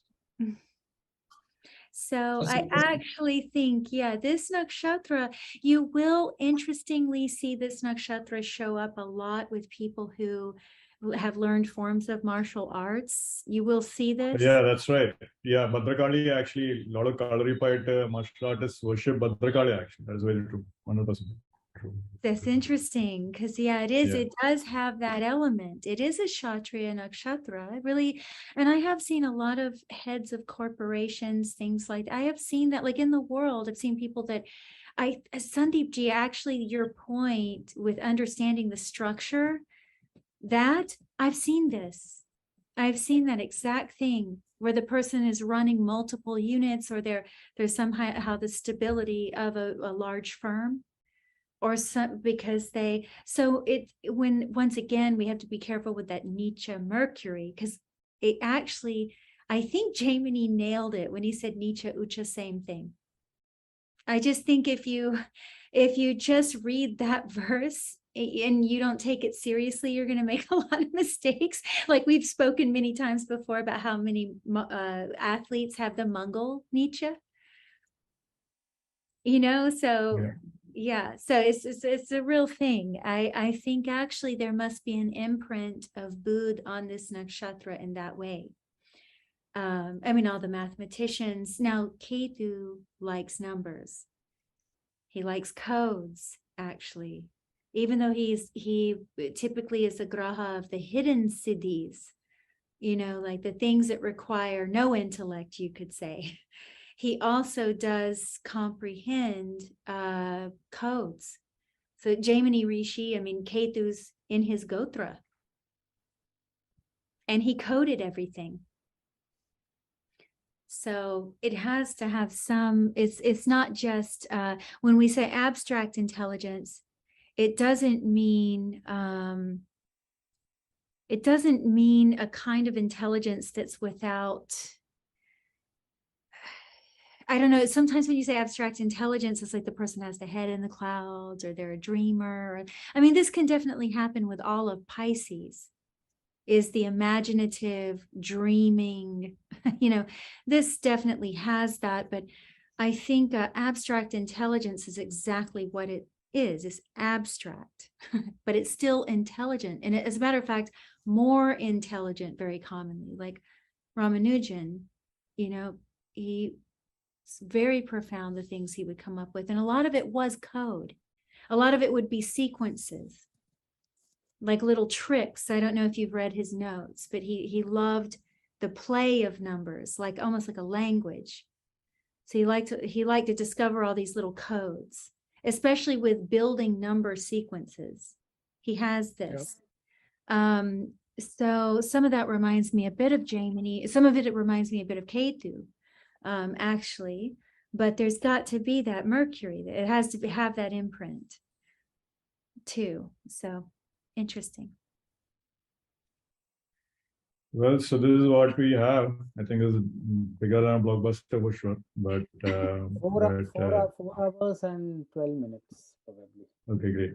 So yeah, any final words, Dr. Pai? No, I think it was a wonderful session. For me, it was always a pleasure to come and discuss with you guys, because there are so many thoughts that go in these few hours that we're discussing. We need to have more such sessions. I think that will help us to get to the depth of understanding it. See, the more you know that you don't know anything. The more you spend time in learning, you find that the less you know. So I say to my students, know what you know, also know what you don't know. If you think that you know what you don't know, then you don't know what you know. That's what I tell to my students. See, you should know what you know, but also you should know what you don't know. And if you think that what you know, which you don't know, then you don't know what you know. I think he's signing it off with a K2 cryptic J.